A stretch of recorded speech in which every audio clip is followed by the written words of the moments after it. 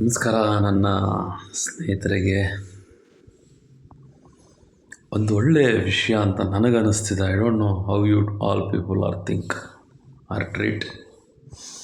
ಇಲ್ಲಿ ಅರ್ಧ ನಿದ್ದೆಗಳಲ್ಲೋ ಅಥವಾ ನಿದ್ದೆಯ ಸಮಯದಲ್ಲೋ ಅಥವಾ ಸಮಯ ಸಿಕ್ಕಾಗೋ ಇಂಥ ವಿಚಾರಗಳನ್ನು ಮಾತನಾಡೋದಕ್ಕೆ ಆಸ್ಪದ ಮಾಡ್ಕೋಬೇಕಾಗತ್ತೆ.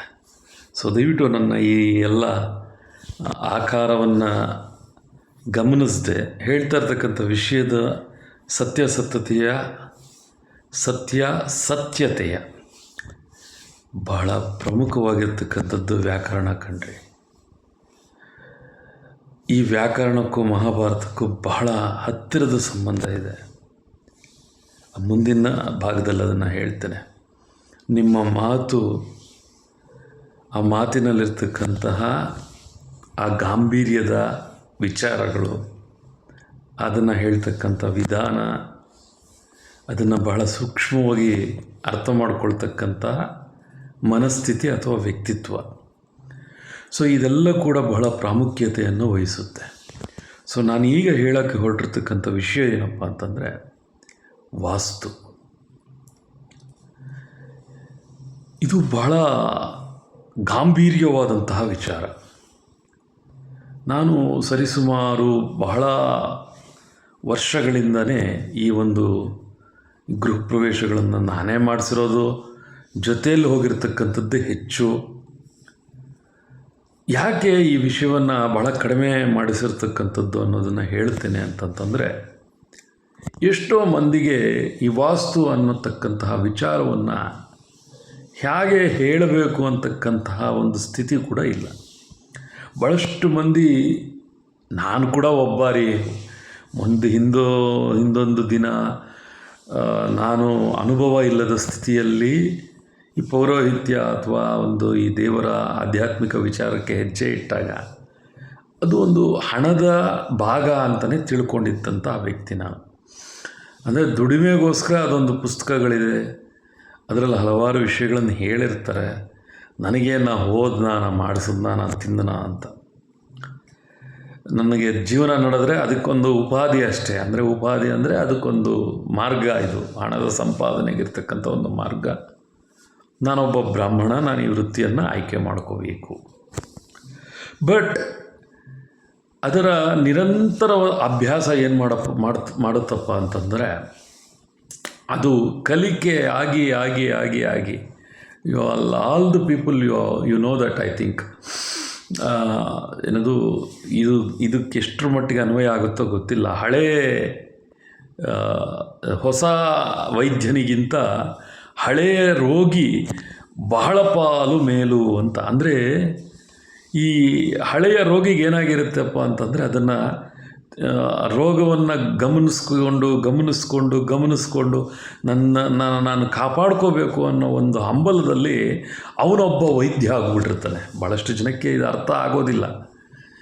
ಮತ್ತಿನ್ನೊಂದು ವಿಷಯ ಏನಪ್ಪ ಅಂದರೆ, ಮೊನ್ನೆ ದಿನ ನಾನು ಮಾತಾಡ್ತಾ ಮನೆಯಲ್ಲಿ ಹೀಗೆ ಹೇಳ್ತಿದ್ದೆ, ಅರೆ ಎಲ್ಲ ನಿನಗೆ ನೀನೇ ಎಲ್ಲ ಗೊತ್ತು ಅನ್ನೋ ರೀತಿ ಮಾತಾಡ್ತೀಯ ಅಂತ ಮನೆಯಲ್ಲಿ ನನ್ನ ಒಂದಷ್ಟು ಮಂದಿ ಕುಗ್ಗಿಸ್ತಕ್ಕಂತಹ ವಿಚಾರಗಳು ಮಾಡೋದಕ್ಕೆ ಪ್ರಾರಂಭ ಮಾಡಿದ್ರು. ನಾನು ಹೇಳಿದೆ, ಅಲ್ಲ ಕಣಯ್ಯ, ಒಂದು ವಿಷಯವನ್ನು ಬಹಳ ಸೂಕ್ಷ್ಮವಾಗಿ ಗಮನಿಸಿದಾಗ, ಬಹಳ ಸೂಕ್ಷ್ಮವಾಗಿ ಇನ್ಡೆಪ್ತ್ ಸ್ಟಡಿ ಮಾಡೋಕ್ಕೆ ಅಂತ ಕೂತಾಗ ಅದರಲ್ಲಿ ಹಲವಾರು ವಿಷಯಗಳನ್ನು ಅರ್ಥ ಮಾಡ್ಕೊಳ್ಳೋದಕ್ಕೆ ಸಾಧ್ಯ ಇರುತ್ತೆ. ಅದನ್ನು ಯಾರು ಕೂಡ ತಿಳ್ಕೊಳ್ತಾರೆ, ಕೆಲವರು ಹೇಳೋದಕ್ಕೆ ಹೋಗಲ್ಲ, ಅಯ್ಯೋ ಹುಚ್ಚ ಅಂದ್ಕೊಳ್ತಾರೆ, ನಾನು ಯಾಕೆ ಹೇಳಬೇಕು ಅಂತಕ್ಕಂಥದ್ದು ಭಾಳಷ್ಟು ಮಂದಿ ಮುಚ್ಚಿಟ್ಕೊಳ್ತಾರೆ. ಬಟ್ ಒಬ್ಬರು ಅಥವಾ ಲಕ್ಷದಲ್ಲೋ ಕೋಟಿಗೋ ಒಂದಷ್ಟು ಮಂದಿ ಹೊರಗಡೆ ಬರ್ತಾರೆ. ಸೊ ಹಾಗೆ ಅವರು ಅದರ ಬಗ್ಗೆ ಅಧ್ಯಯನ ಮಾಡಿ ಬರೆದಂಥ ಹಲವಾರು ಪುಸ್ತಕಗಳೇ ಇವತ್ತು ನಮ್ಮ ಕೈಯಲ್ಲಿರ್ತಕ್ಕಂಥದ್ದು. ಅದು ವೈದ್ಯಕೀಯ ರಂಗ ಆಗಿರ್ಬೋದು, ಆಧ್ಯಾತ್ಮಿಕ ಆಗಿರ್ಬೋದು. ಅದು ಎಲ್ಲಿಂದನೂ ಉದುರಿ ಬೀಳಲಿಲ್ಲ ಸ್ನೇಹಿತರೆ. ಯಾವ ಪುಸ್ತಕ, ಯಾವ ಗ್ರಂಥ, ಯಾವುದೇ ಒಂದು ಹಲವಾರು ವಿಷಯಗಳನ್ನು ಒಳಗೊಂಡಿರ್ತಕ್ಕಂತಹ, ಈ ಕೆಲವರು ಹೇಳ್ತಾರೆ ಭಾಳ ಹಳೇ ತಾಳೆಗರಿ ಗ್ರಂಥ ಅಂಥ ಪುಸ್ತಕಗಳಾದರೂ ಕೂಡ ಬರೆದಿರ್ತಕ್ಕಂಥದ್ದು ಅದೆಷ್ಟು ಪುರಾತನ ಆಗುತ್ತೆ, ಅದಕ್ಕೆ ಮಹತ್ವ ಬರ್ತದೆ. ಎಷ್ಟು ಹಳೆಯದಾಗುತ್ತೆ ಪುಸ್ತಕ ಅಂದರೆ, ಭಾಳ ಹಿಂದಿನವರು ತಾರ್ಕಿಕವಾಗಿ ಅಲ್ಲದೆ ಎಷ್ಟು ಸಾಧ್ಯ ಅಷ್ಟು ಸತ್ಯಕ್ಕೆ ಮಣೆಯನ್ನು ಹಾಕಿರ್ತಕ್ಕಂಥವ್ರು ಅಂತ ಹಳಬರು. ಸತ್ಯಕ್ಕೆ ಏನು ಮಾಡ್ತಾರೆ, they will give the preference. ಅದು ಅಲ್ಲಿ ಏನೋ ಇದೆ, ಅದರಲ್ಲಿದೆ, ಅದು ಪ್ರೂವನ್ ಸೈನ್ಸ್ ಅಂತ ಹೇಳ್ಬೋದು. ಇಲ್ಲಿ ನಾನು ಹಿಂದಿನ ವಿಡಿಯೋಗಳಲ್ಲಿ ಹೇಳಿದ್ದೇನೆ, ವಿಷಯಾಧಾರಿತವಾಗಿ ಗಮನಿಸಬೇಕು ಯಾವುದನ್ನಾದರೂ ಕೂಡ. ನಾವು ಅದನ್ನು ಮಾಡೋದಕ್ಕೆ ಈಗ ಭಾಳಷ್ಟು ಮಂದಿಗೆ ನೋವಾಗ್ತದೆ, ಅಥವಾ ಅವಮಾನ ಆಗ್ತದೆ, ಅಥವಾ ಅರ್ಥ ಮಾಡ್ಕೊಳ್ಳೋ ಮನಸ್ಥಿತಿ ಇಲ್ಲ ಅಂತಂದರೆ ಅವ್ರು ಏನು ಬೇಕಾದರೂ ಅರ್ಥೈಸ್ಕೋಬೋದು. ಇನ್ನೂ ಹೆಚ್ಚಿನ ಸ್ಥಿತಿಯಲ್ಲಿ ಏನು ಮಾಡ್ತಾರೆ ಅಂದರೆ ಅದನ್ನು ತಿಳ್ಕೊಳ್ಳೋದಕ್ಕೆ ಹೋಗ್ದಿರಾನೇ ನಿರ್ಧಾರ ಮಾಡಿಬಿಡ್ತಾರೆ, ಏನೋ ಹುಚ್ಚುಚ್ಚು ಹೇಳ್ತಾರೆ, ಏನೇನೋ ಮಾಡ್ತಾರೆ ಅಂತ. ಇರಲಿ, ಅದು ಅಂಥ ಮೂಢರಿಗೋ, ಅಜ್ಞಾನಿಗಳಿಗೋ, ಅಧಮರಿಗೋ, ಅಶಕ್ತರಿಗೋ ನನ್ನ ವಿಡಿಯೋ ನಾನು ಯಾವತ್ತೂ ಮಾಡಲ್ಲ. ಯಾರಿಗೆ ಮತ್ತೆ ನಾನು ಹೇಳೋದಕ್ಕೆ ಹೋಗೋದಿಲ್ಲ, ರಿಪೀಟ್ ಮಾಡಿ ಕೇಳ್ಕೊಳ್ಳಿ. ಯಾಕೆ ಈ ಮಾತು ಹೇಳ್ತೀನಿ ಅಂತಂದರೆ, ಒಬ್ಬ ಮನುಷ್ಯ ಸಹಜವಾಗಿ ಯಾವುದಾದ್ರೂ ಒಂದು ವಿಷಯವನ್ನು ತಿಳ್ಕೋಬೇಕು ಅಂತ ಹಂಬಲಿಸಿದಾಗ ಅಥವಾ ತಿಳ್ಕೋಬೇಕು ಅಂತ ಪ್ರಯತ್ನದಲ್ಲಿದ್ದಾಗ ಅವರು ಭಾಳಷ್ಟು ವಿಚಾರಗಳನ್ನು ಗಮನಿಸಿರ್ತಾನೆ. ನೋಡಿ, ಮೊನ್ನೆ ದಿನ ಒಬ್ಬರು ನಮ್ಮ ಮನೆಗೆ ಬರ್ತಾರೆ, ಬಂದು ಒಂದು ಗೃಹ ಪ್ರವೇಶವನ್ನು ಮಾಡಿಸ್ತೀರ ಅಂತ ಕೇಳ್ತಾರೆ. ನನಗೆ ನಗು ಬರ್ತದೆ. ಈ ನಗು ಯಾತಕ್ಕೆ ಅಪ್ಪ ಅಂತಂತಂದರೆ, ಭಾಳಷ್ಟು ಮಂದಿಗೆ ಈ ದೇವರ ಕಾರ್ಯಗಳನ್ನು ಮಾಡ್ತಕ್ಕಂಥದ್ದು ಅಥವಾ ದೈವತ್ವದ ವಿಚಾರದಲ್ಲಿ ಭಾಳಷ್ಟು ಮಂದಿಗೆ ಅದೊಂದು ಆಡಂಬರದ ವಿಚಾರವಾಗಿರ್ತಕ್ಕಂಥದ್ದು. ದುಡ್ಡು, ಆಮೇಲೆ ಅದನ್ನು ಹೇಗೆ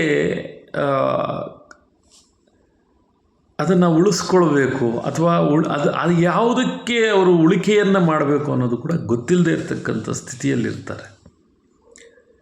ಒಂದು ಎಲ್ಲರೂ ಹೇಳ್ತಾರೆ ಅಂತ ಒಂದು ಗೃಹ ಪ್ರವೇಶವನ್ನು ಅಥವಾ ಇನ್ನೊಂದು ದೈವತಾ ಕಾರ್ಯವನ್ನು ಮಾಡಬೇಕು, ಅಥವಾ ಅದು ತೋರ್ಪಡಿಕೆ, ಅಲಂಕಾರ ಆಗಿರಬೇಕು, ಹೀಗಿರಬೇಕು, ಇದು ಮಾಡಬೇಕು, ಅದು ಮಾಡಬೇಕು, ಎವ್ರಿಥಿಂಗ್ ಈಸ್ ಗುಡ್. ನೀವೆಷ್ಟು ಅದಕ್ಕೆ ಆಸ್ಪದ ಕೊಡ್ತೀರಾ ಅದೊಂದು ಲೆಕ್ಕಾಚಾರ. ಕೆಲವರು ಮಾಡೋದೇ ಇಲ್ಲ ಅಂದರೆ ಇಲ್ಲ. ಪ್ರತಿಯೊಬ್ಬರಲ್ಲಿ ಒಂದು ಆಚರಣೆ, ಒಂದು ನಂಬಿಕೆ ಅಂತಕ್ಕಂಥದ್ದು ಪ್ರತಿ ಧರ್ಮದಲ್ಲೂ ಇದೆ. Every they follow their rituals, ಅವರವರಿಗೆ ಸಂಬಂಧಪಟ್ಟಂಗೆ. ಆದರೆ ನಾನಿಷ್ಟಕ್ಕೆ ಮೊದಲೇ ಹೇಳಿದ್ದೆ, ನಮ್ಮಲ್ಲಿ ಮಾತ್ರ ವಿಶೇಷವಾಗಿ ನಾವು ಎಲ್ಲರನ್ನ ಗೌರವ ಆಧಾರದಿಂದ ಕಾಣ್ತಕ್ಕಂಥದ್ದು. ನಮ್ಮಲ್ಲಿ ಅಂತಂದರೆ ನಮ್ಮ ಒಂದು ಸಂಪ್ರದಾಯ, ಒಂದು ಕಾರ್ಯಕ್ರಮ ಪ್ರಾರಂಭ ಆಗಬೇಕು ಅಂದರೆ ಓಂಕಾರ ಅಥವಾ ಒಂದು ಪೇಪರ್ನಿಂದ ಪ್ರಾರಂಭ ಆಗುತ್ತೆ. ಅಷ್ಟಕ್ಕೆ ಮೊದಲು ಪಂಚಾಂಗದಿಂದ ಪ್ರಾರಂಭ ಆಗ್ತದೆ.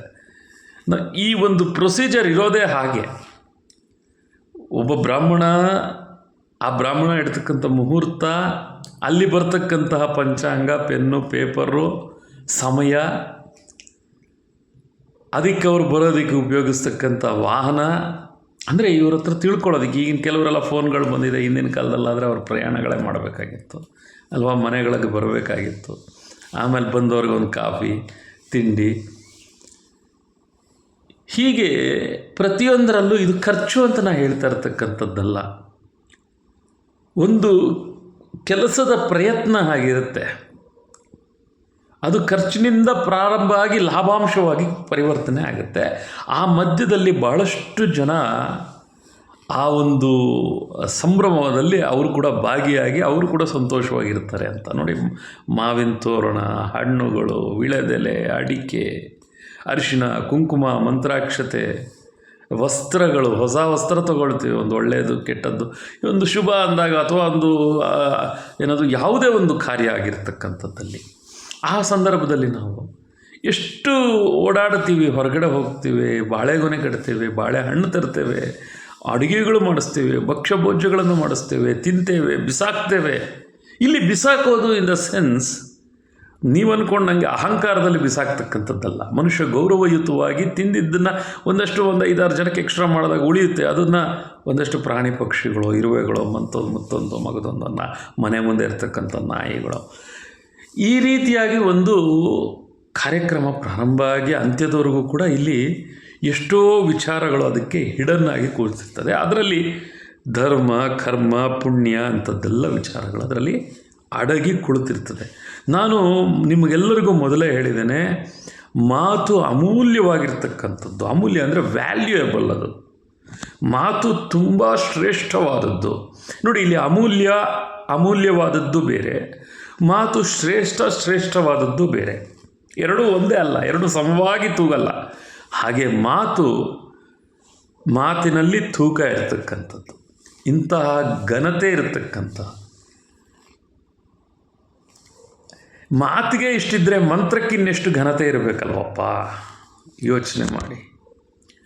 ಮಾತೇ ಘನತೆ, ಮಾತೇ ಗೌರವ ಅಂತಂದರೆ ಮಾತಿನ ಮೀರಿ ಬರ್ತಕ್ಕಂಥದ್ದು ಮಂತ್ರ.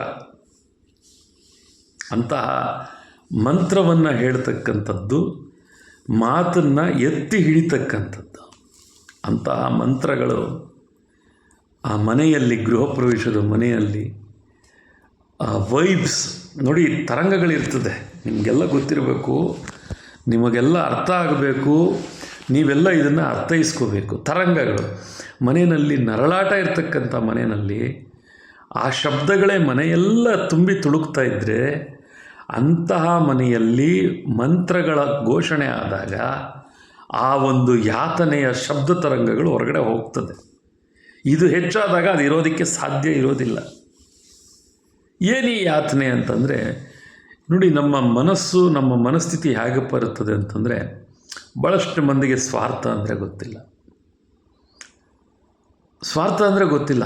ತನ್ನ ಕುಟುಂಬವನ್ನು ತಾನು ಪ್ರೊಟೆಕ್ಟ್ ಮಾಡೋದು ಸ್ವಾರ್ಥ ಆಗೋದಿಲ್ಲ. ತನ್ನ ಹೊಟ್ಟೆಯನ್ನು ತಾನು ತುಂಬಿಸ್ಕೊಳ್ಳೋದು ಸ್ವಾರ್ಥ ಆಗೋದಿಲ್ಲ. ಹೆಂಗಾಗುತ್ತೆ ಸ್ವಾರ್ಥ ಅದು? ಹಾಗಿದ್ದರೆ ಸ್ವಾರ್ಥ ಏನು?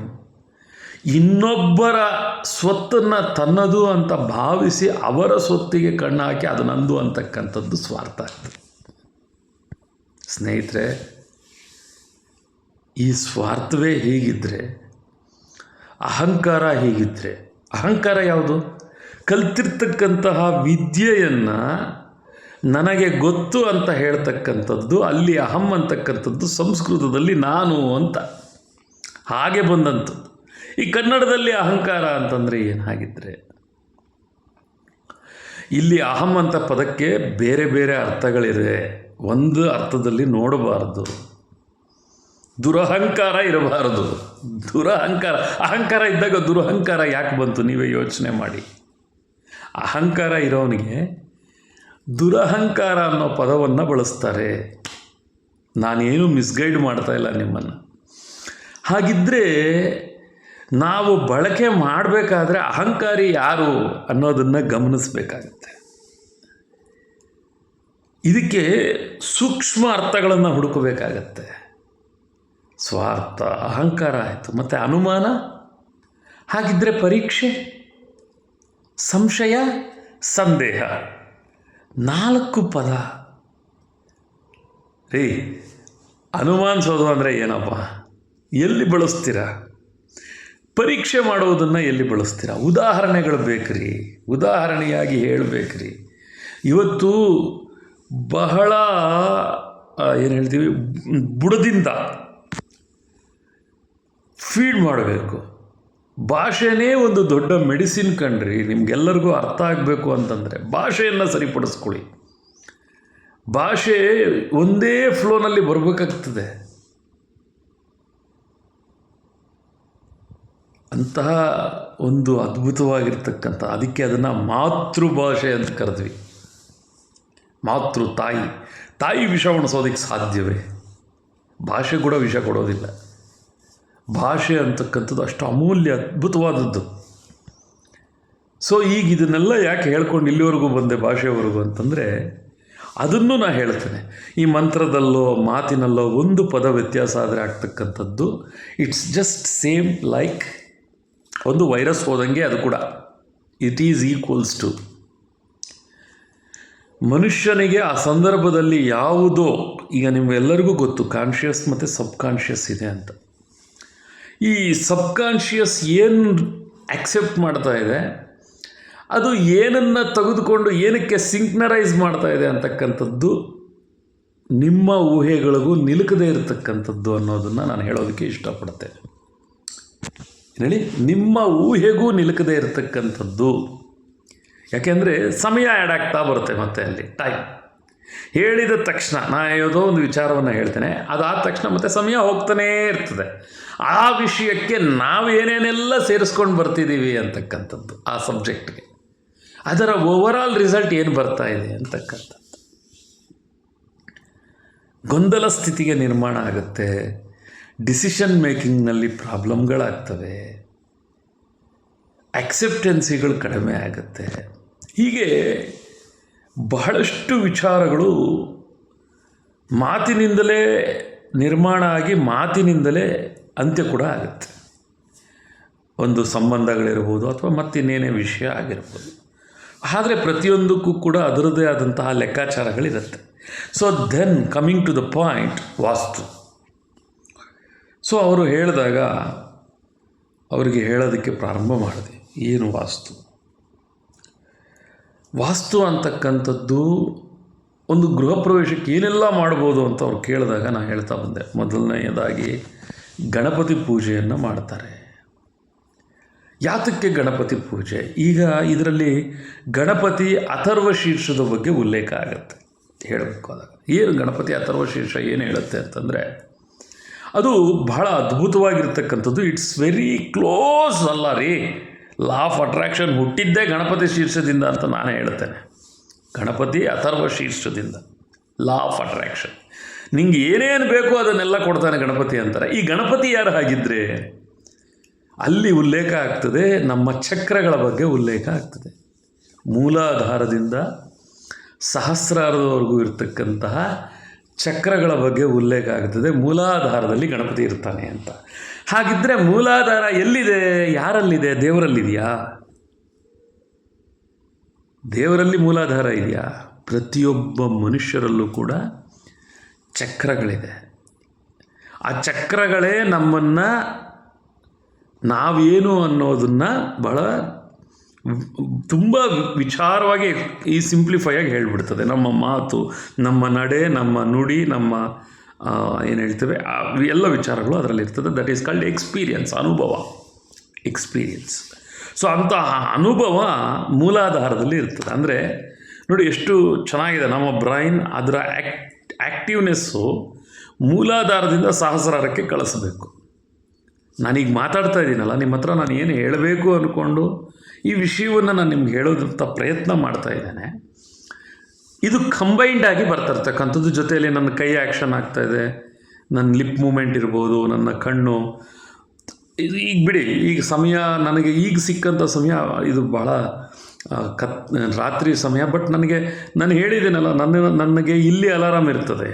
ಎವ್ರಿ ಒನ್ ಕೀಪ್ಸ್ ಅಲಾರಾಮ್, ಏನದು ಅಲಾರಾಮ್ ಕ್ಲಾಕಲ್ಲಿ ಇಟ್ಕೊಳ್ತಾರೆ. ಬಟ್ ನನಗೆ ನನ್ನ ಸಮಯ ಬಹಳ ವಿಚಿತ್ರವಾಗಿ ಹೋಗ್ತಾ ಇರ್ತದೆ. ಮತ್ತು ತಪ್ಪಾಗಿ ತಿಳ್ಕೊಬೇಡಿ, ಹಾಗೆ ಅಂತಲ್ಲ. ಸ್ಟ್ರೆಸ್ ನೋಡಿಕೊಂಡು ಅಲಾರಾಮ್ ಸ್ಟಾರ್ಟ್ ಆಗುತ್ತೆ ವರ್ಕ್ ಆಗೋದಕ್ಕೆ. ಸ್ಟ್ರೆಸ್ ಅಂತಕ್ಕಂಥದ್ದು ನಿನ್ನೆ ಎಲ್ಲ ಪ್ರಯಾಣ ಇತ್ತು. ಸೊ ಈ ಸಮಯ, ಈ ಮೂಲಾಧಾರ ಅದು ಕೂಡ ಅದೇ. It only helps to do these all things. ಅದು ಅಲಾರಾಮ್ ಅದೇ ಹೇಳುತ್ತೆ, ನೀನು ಇದಕ್ಕೆ ಪ್ರಿಪೇರ್ ಆಗಿದೆಯಾ, you have to be start this ಅಂತ. ಸೊ ಅಂತಹ ಮೂಲಾಧಾರ ಅಲ್ಲಿ ಗಣೇಶ ಅಂತ ಹೇಳ್ತಾರೆ. ಮೂಲಾಧಾರ ಸ್ಥಿತೋಸಿ ನಿತ್ಯಂ ಅಂತ ಹೇಳ್ತಾರೆ. How many of people listen this? ಅಲ್ಲಿ ಗಣೇಶ ಇರ್ತಾನೆ ಅಂತ. ಹಾಗೆ ಅಂತ ನಾವು ಹಿಂದೆ ತಿರುಗಿ ಮೂಲಾಧಾರಕ್ಕೆಲ್ಲ ಪೂಜೆಯನ್ನು ಮಾಡೋದಕ್ಕೆ ಆಗೋದಿಲ್ಲ ಅಂತ. ನಮ್ಮ ಮೂಲಾಧಾರದಲ್ಲಿ ಗಣಪತಿ ಆ ಅನುಭವದಲ್ಲಿ ಇರಬೇಕು, ಆ ಎಕ್ಸ್ಪೀರಿಯನ್ಸಲ್ಲಿ ಇರಬೇಕು ಅಂತ ನಾವು ಅದಕ್ಕೊಂದು ವಿಗ್ರಹ ರೂಪದಲ್ಲಿಟ್ಟು ನಮಗೆ ಆ ಅನುಭವವನ್ನು ನಮ್ಮಿಂದ ದೂರ ಮಾಡಬೇಡಪ್ಪ ಅಂತ ಹೇಳಿ ಆ ಗಣಪತಿಯನ್ನು ಪ್ರಾರ್ಥನೆ ಮಾಡ್ಕೊಳ್ತೇವೆ.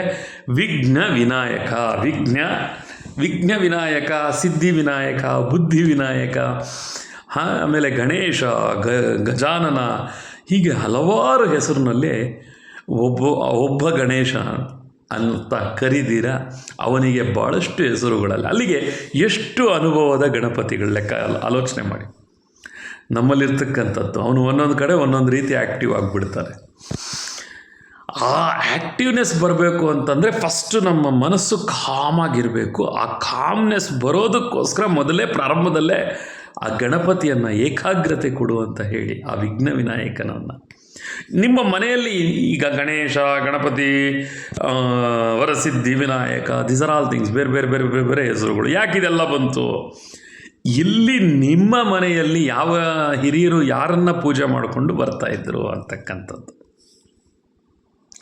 ಅರ್ಥ ಮಾಡ್ಕೊಳ್ಳಿ. ನೀವು ಗಣೇಶ ಅಂದರೆ ಗಣೇಶನನ್ನೇ, ನಿಮ್ಮ ಹಿರಿಯರು ಗಣೇಶನ ಪೂಜೆ ಅಂದರೆ ಗಣೇಶನ ಪೂಜೆ, ಗಣಪತಿಯ ಪೂಜೆ ಅಂದರೆ ಗಣಪತಿಯ ಪೂಜೆ, ಆಮೇಲೆ ಗಜಾನನನ ಪೂಜೆ ಅಂದರೆ ಗಜಾನನನ ಪೂಜೆ.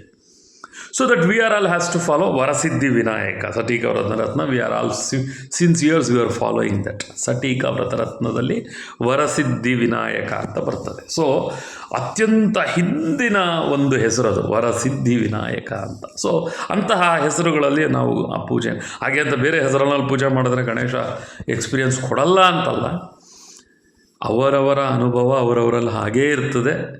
ಸೊ ದಟ್ ಯು ಕ್ಯಾನ್ ಅದನ್ನು ಮ್ಯಾನೇಜ್ ಮಾಡ್ತಕ್ಕಂಥದ್ದಷ್ಟೇ. ಆದರೆ ಇದು ವರಸಿದ್ಧಿ ವಿನಾಯಕ ವ್ರತ ಅಂತ ಕರಿತೇವೆ, ಪೂಜೆ ಅಂತ ಬೇರೆ. These are all things already I explained. So ಹೀಗೆ ನಾವು ಎಲ್ಲ ಒಂದು ಶುಭ ಕಾರ್ಯಕ್ಕೂ ಮೊದಲು ಗಣೇಶನನ್ನು ಯಾತಕ್ಕೆ ಮಾಡ್ತೀವಿ ಅಂದರೆ ಅಂತ್ಯದವರೆಗೂ ಅಲ್ಲಿ ಸಂಕಲ್ಪ ಇರ್ತದೆ, ಅಂತ್ಯದವರೆಗೂ ಕೂಡ ಯಾವುದೇ ರೀತಿ ಡಿಸ್ಟರ್ಬೆನ್ಸ್ ಇಲ್ದಿರ ಈ ಒಂದು ಕಾರ್ಯ ಯಶಸ್ವಿ ಆಗಲಿ ಅಂತ.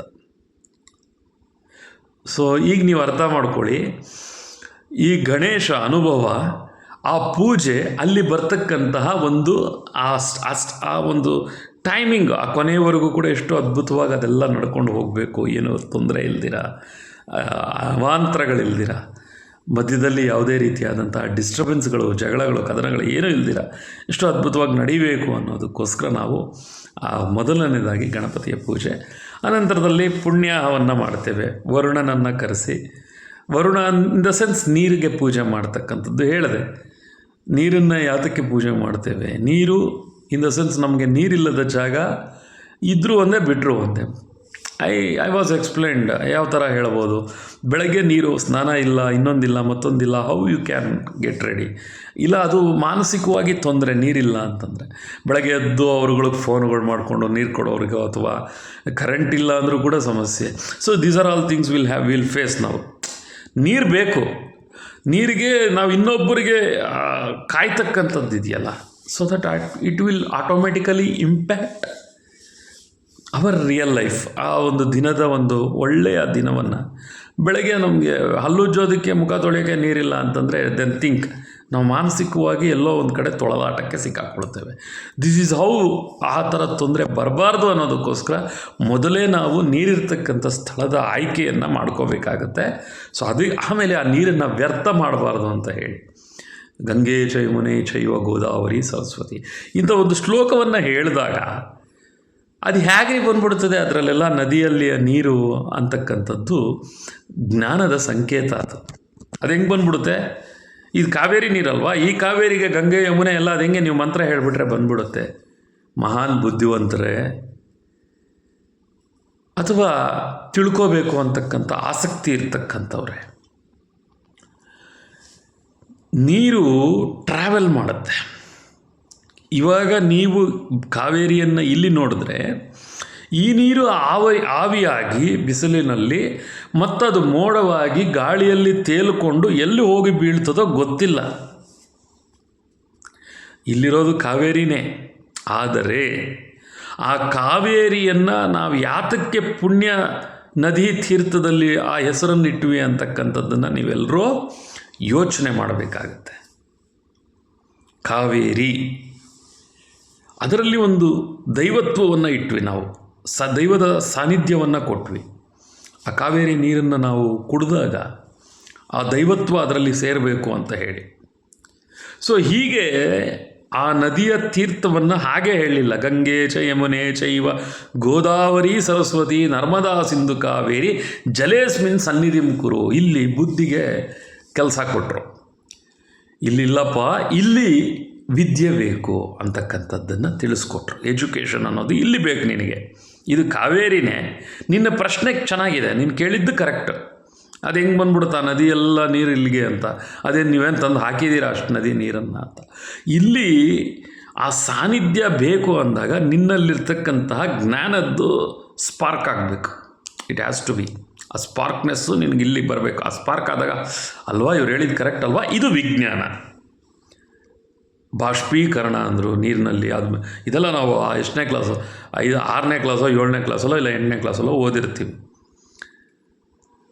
ಆ ನೀರು ಆಕಾಶಕ್ಕೆ ಹೋಗಿ ಅದು ಮತ್ತೆ ಎಲ್ಲ ಕಡೆ ಮಳೆಯಾಗಿ ಬರ್ತಿರ್ತದೆ, ಅದು ರೊಟೇಟಲ್ಲಿ ಆಗ್ತಾ ಇರ್ತದೆ. ಆವಾಗೇನು ಅದರಲ್ಲಿ ಅಂಶ ಇಲ್ಲ ಅಂತನಾ ಹಾಗಿದ್ದರೆ? ಸೊ ಹೀಗೆ ವಾಸ್ತು ಅಂತಕ್ಕಂಥದ್ರಲ್ಲಿ ಪೂಜೆಯಲ್ಲಿ ಮೊದಲನೇದಾಗಿ ವರುಣನ ಪೂಜೆ ಮತ್ತು ವಾಸ್ತುವಿನ ಪೂಜೆ. ಒಂದು ಕಳಶದಲ್ಲಿ ಆ ನೀರನ್ನಿಟ್ಟು, ತೆಂಗಿನಕಾಯಿಯನ್ನು ಇಟ್ಟು, ಕಲ್ಪವೃಕ್ಷದ ಸ್ವರೂಪ ತೆಂಗಿನಕಾಯಿ, ಅದನ್ನು ಯಾಕೆ ನಾವು ಹಾಗೇ ನೋಡಬೇಕು ಅಂತಕ್ಕಂಥದ್ರ ವಿವರಣೆಯನ್ನು ಕೂಡ ನಾನು ಮುಂದಿನ ದಿನಗಳಲ್ಲಿ ಹೇಳ್ತೇನೆ. ಇದು ತುಂಬ ಲೆಂತಿ ಆಗ್ಬಿಡ್ತದೆ ಆಮೇಲೆ. ಸೊ ಒಂದು ಮಾವಿನ ಎಲೆಯನ್ನು ಇಡ್ತೇವೆ ಕಳಶದಲ್ಲಿ. ಮಾವಿನ ಎಲೆ already I explain, it's an oxygen content. ಅದು ನಮ್ಮವರು ಎಲ್ಲವನ್ನು ಕೂಡ, ಅಲ್ಲಿ ಆಕ್ಸಿಜನ್ ಎಲ್ಲಿಂದ ಬರುತ್ತೆ ರೀ, ಕಿತ್ಬಿಟ್ಟಿರ್ತೀರ ಎಲೆನ ಅಂತಾರೆ. ಹಾಗಲ್ಲ, ನಿಮಗೆ ಪದೇ ಪದೇ ಎಚ್ಚರಿಸುತ್ತೆ. ಹಸಿರು ಆ ಎಲೆ, ನೀನು ಈ ಗಾಳಿಯನ್ನು ನೀನು ತಗೋ ಅಂತಕ್ಕಂಥದ್ದನ್ನು, ಹಸಿರು ಎಲೆ ಇರ್ತಕ್ಕಂತಹ ಮರದ ಎಲೆ, ಅರಳಿ ಮರದಕ್ಕೆ ಸುತ್ತ ಕೇಳ್ತಿದ್ರು, ನಿಮಗೆಲ್ಲ ಗೊತ್ತಿರಬೇಕು ಅನಿಸುತ್ತೆ. ಬೆಳಗಿನ ಜಾವ 5:15 ಹೋಗಿ ಮಕ್ಕಳಾಗಿದೆ ಅಂದರೆ ಆ ಉತ್ತಮವಾದ ಗಾಳಿಯನ್ನು ನೀವು ತೆಗೆದುಕೊಳ್ಳೋದನ್ನು ಪ್ರಾಕ್ಟೀಸ್ ಮಾಡಿ ಅನ್ನೋದಕ್ಕೋಸ್ಕರ ಹಿಂದಿನವರು ಬಹಳಷ್ಟು ರಿಸರ್ಚ್ ಮಾಡಿ, ಸಂಶೋಧನೆಗಳನ್ನು ಮಾಡಿ ಹೇಳಿರ್ತಕ್ಕಂಥದ್ದು. 5:15 ಹೋಗಿ, ಕೆಲವ್ರು ಯಾರೋ ಹೇಳಿದ್ರು 5:15 6 ಗಂಟೆಗೋ ಬೆಳಗಿನ ಜಾವ ನಾವು ಹೋಗ್ಬಿಟ್ಟು ಮರ ಸುತ್ತಬಿಟ್ರೆ ಮಕ್ಕಳಾಗ್ಬಿಡ್ತಾ ಸ್ವಾಮಿ ಅಂತ. ಅದರ ಉದ್ದೇಶ ಅದಲ್ಲ. ಮನಸ್ಸು ಅಥವಾ ನಮ್ಮ ಹಿರಣ್ಯ ಗರ್ಭ ಅಂತ ಹೇಳ್ತೇವೆ, ಚಿಕ್ಕ ಮೆದುಳು, ಅಲ್ಲಿ ಒಂದು ಸಣ್ಣ ಸೂಕ್ಷ್ಮವಾಗಿ ಒಂದಷ್ಟು ಕೆಟ್ಟ ವಿಚಾರ ಹೋದರೂ ಕೂಡ ಅದರಿಂದ ಹೊರಗಡೆ ಬರೋದಕ್ಕೆ ಅದು ತೆಗೆದುಕೊಳ್ತಕ್ಕಂಥ ಸಮಯ ಎಷ್ಟು ಅಂತಕ್ಕಂಥದ್ದು ಯು ಕಾಂಟ್ ಇಮ್ಯಾಜಿನ್. ಅದರ ಎಕ್ಸ್ಪ್ಲನೇಷನ್ನೇ ಬಹಳ ವಿಚಿತ್ರವಾಗಲ್ಲ, ಭಾಳ ಸತ್ಯವಾಗಿ ಆ್ಯಕ್ಯುರೇಟ್ ಆಗಿರುತ್ತೆ. ಅರ್ಥ ಆಗ್ತಿದೆ ಅಲ್ವಾ ನಾನು ಹೇಳ್ತಿರ್ತೀನಿ? ಇದು ಈಗ ನಾವಿರ್ತಕ್ಕಂಥದ್ದು ಜನ್ಮ ಅಂದರೆ ನಮ್ಮ ಈ ಮೆದುಳು ಕ್ರಿಯೇಟ್ ಆಗಿರ್ತಕ್ಕಂಥದ್ದು ಯಾವಾಗಿಂದ ಅನ್ನೋದನ್ನು ನೀವು ಥಿಂಕ್ ಮಾಡೋದಕ್ಕೂ ಸಾಧ್ಯ ಇಲ್ಲ. ಅದನ್ನೇ ನಮ್ಮ ಸೈನ್ಸ್ ಹೇಳಿದ್ದು, ಇದರದ್ದು ಕೆಪಾಸಿಟಿ ಭಾಳ ದೊಡ್ಡದು ಅಂತ. ಮೆಮೊರಿ ಅಂತಕ್ಕಂಥದ್ದು ಬಹಳ ವರ್ಷಗಳ ಹಲವಾರು ವಿಷಯಗಳನ್ನು ಶೇಖರಣೆ ಮಾಡಿ ಇಟ್ಕೊಂಡಿರುತ್ತೆ. ನಮಗೆ ಬೇಕಾಗಿರೋದು, ಬೇಡದೇ ಇರೋದು. ನಿಮ್ಗೆ ಕನಸುಗಳು ಬರ್ತಿರ್ತದೆ ಕೆಲವೊಂದು ಟೈಮಲ್ಲಿ, ನೀವು ಗಮನಿಸ್ಬೋದು. ಅರ್ಥಹೀನ ಕನಸುಗಳು, ನಿದ್ದೆ ಬರೋದಕ್ಕೆ ಬಿಡೋದಿಲ್ಲ ಕೆಲವೊಂದು ಟೈಮಲ್ಲಿ, ಹೀಗೆಲ್ಲ ಇರ್ತದೆ. So these are all things, everything is stored. ನಿಮ್ಮ ಮೈಂಡ್ ಭಾಳಷ್ಟು ವಿಷಯಗಳನ್ನು ಶೇಖರಣೆ ಮಾಡಿಟ್ಕೊಂಡಿದೆ. ಬಟ್ ನಿಮ್ಮ ಸಂಕಲ್ಪಕ್ಕೆ ನೀವು ಏನು ಆಗಬೇಕು, ನೀವೇನು ಮಾಡಬೇಕು ಅಂದ್ಕೊಂಡಿದ್ದೀರಾ ಅಂತಕ್ಕಂಥದ್ದು ಸಂಕಲ್ಪ ಅಲ್ವಾ? ಆ ಸಂಕಲ್ಪಕ್ಕೆ ಪೂರಕವಾಗಿ ನಿಮ್ಮನ್ನು ಕರ್ಕೊಂಡು ಹೋಗ್ತಾ ಇರ್ತದೆ. ಸೊ ಅದರಲ್ಲಿ ಡಿಸ್ಟರ್ಬೆನ್ಸ್ ಬಂದರೆ, ಯಾರ ಹತ್ರ ಏನೋ ಮಾತಾಡೋಕ್ಕೆ ಹೋದಾಗ ಆ ವಿಷಯ ಬಿಟ್ಟು ಬೇರೆ ಇನ್ನೇನೋ ವಿಷಯ ಮಾತಾಡಿದಾಗ automatically it is not gives the result. ಅದು ನಿಮಗೆ ಫಲಿತಾಂಶವನ್ನು ಕೊಡೋದಿಲ್ಲ ಅಂತಕ್ಕಂಥದ್ದು. ಸೊ ಹಾಗೆ ವಾಸ್ತುವಿನ ಪೂಜೆ ಮಾಡಿಸೋಕ್ಕೆ ಮೊದಲು ಈ ವಿಷಯಗಳನ್ನು ಗಮನದಲ್ಲಿ ಇಡೋದಕ್ಕೆ ಹೇಳಬೇಕಾಗತ್ತೆ. ಏನು, ಹೇಗೆ ವಾಸ್ತು ಅಂತಕ್ಕಂಥದ್ದು ಇಂಪ್ಯಾಕ್ಟ್ ಆಗುತ್ತೆ ಅಂತಕ್ಕಂಥದ್ದು. ಎಲ್ಲರೂ ಕೂಡ ಬರೀ ಮನೆಯಲ್ಲಿ ಆಗ್ನೇಯದಲ್ಲಿ ಅಡುಗೆ ಮನೆ, ಈಶಾನ್ಯದಲ್ಲಿ ದೇವರ ಮನೆಯ ಮಧ್ಯಭಾಗದಲ್ಲಿ ಸಿಂಹಬಾಗಿಲು, ಅದರಲ್ಲಿ ಬೇರೆ ಬೇರೆ ಬಾಗಿಲುಗಳು ಬರ್ತದೆ. ನೀವು ಇಡ್ತಕ್ಕಂಥ ಜಾಗದ ಮೇಲೆ ಡಿಪೆಂಡ್ ಆಗುತ್ತೆ. ಅದಕ್ಕೂ ಮೊದಲು ಮನೆ ಕಟ್ಟಬೇಕಾದ್ರೆ ಆಯಗಳು ಅಂತ ಹೇಳ್ತೇವೆ, ಪಾಯವನ್ನು ಹಾಕಬೇಕಾದ್ರೆ ಅದರಲ್ಲಿ ಸಿಂಹ, ಆನೆ, ಕಾಗೆ, ಧ್ವಜ, ಹೀಗೆ ಬಹಳಷ್ಟು ವಿಷಯಗಳನ್ನು ನಮ್ಮ ಹಿಂದಿನವ್ರು ಹೇಳ್ಕೊಂಡು ಹೋಗ್ತಾರೆ. ಅದು ಕೆಲವ್ರಿಗೆ ಮಾತ್ರ ಸೂಟ್ ಆಗ್ತಕ್ಕಂಥದ್ದು ಅಂತ ಕೂಡ ಹೇಳ್ತಾರೆ. ಸೊ ಕ್ಷಮಿಸಿ. ಸೊ ಹೀಗೆ ಹಲವಾರು ವಿಷಯಗಳು ಮನೆಯನ್ನು ಕಟ್ಟಬೇಕಾದ್ರೆ ಎಷ್ಟು ಇಂಪ್ಯಾಕ್ಟ್ ಆಗುತ್ತೆ ಅಂತಕ್ಕಂಥದ್ದು. ಇದಕ್ಕೆ ಒಂದು ಸಣ್ಣ ಉದಾಹರಣೆಯನ್ನು ಹೇಳೋದಕ್ಕೆ ನಾನು ಇಷ್ಟಪಡ್ತೇನೆ. ಒಂದು ಸಣ್ಣ ಹಕ್ಕಿಯನ್ನು ನಾನು ಭಾಳ ಸೂಕ್ಷ್ಮವಾಗಿ ಗಮನಿಸ್ತಕ್ಕಂಥದ್ದು. ಒಂದು ನಾಯಿಯನ್ನು, ಒಂದು ಕರಡಿಯನ್ನು, ಒಂದು ಸಿಂಹವನ್ನು, ಹುಲಿಯನ್ನು, ಜಿಂಕೆಯನ್ನು, ಕಡವೆ, ಇರುವೆ, ನೋಡಿ ಗಮನಿಸಿ, ಇರುವೆ, ಮೀನು, ಇವೆಲ್ಲ ಕೂಡ ವಾಸ್ತು ಅಂತಕ್ಕಂಥದ್ದನ್ನು, ಅದಕ್ಕೂ ಏನು ಸಂಬಂಧ ಅನ್ನೋದಕ್ಕೆ ಹೇಳ್ಕೊಂಡು ಹೋಗ್ತಾ ಇದ್ದೇನೆ. ಈ ಮನೆಯನ್ನು ಕಟ್ಟಬೇಕಾದಾಗ, ಈ ಆಯಗಳ ಬಗ್ಗೆ ಹೇಳಿದಾಗ, ನಾ ಹೇಳಿದಾಗೆ ಒಂದು ಸಣ್ಣ ಹಕ್ಕಿ ಒಂದು ಮರವನ್ನು ಆಯ್ಕೆ ಮಾಡ್ಕೋಬೇಕಾದ್ರೆ ಭಾಳಷ್ಟು ಚಿಂತನೆ ಮಾಡುತ್ತೆ. ಬಹಳಷ್ಟು ಯೋಚನೆ ಮಾಡುತ್ತೆ. ಒಂದು ಹಕ್ಕಿನ ಹೇಳ್ತಾ ಇರ್ತಕ್ಕಂಥದ್ದು. ಅರೆ ಅದು ಗೂಡನ್ನು ಕಟ್ಟೋದು ಯಾವಾಗ? ಮಗುವನ್ನು ಅಥವಾ ಮರಿಯನ್ನು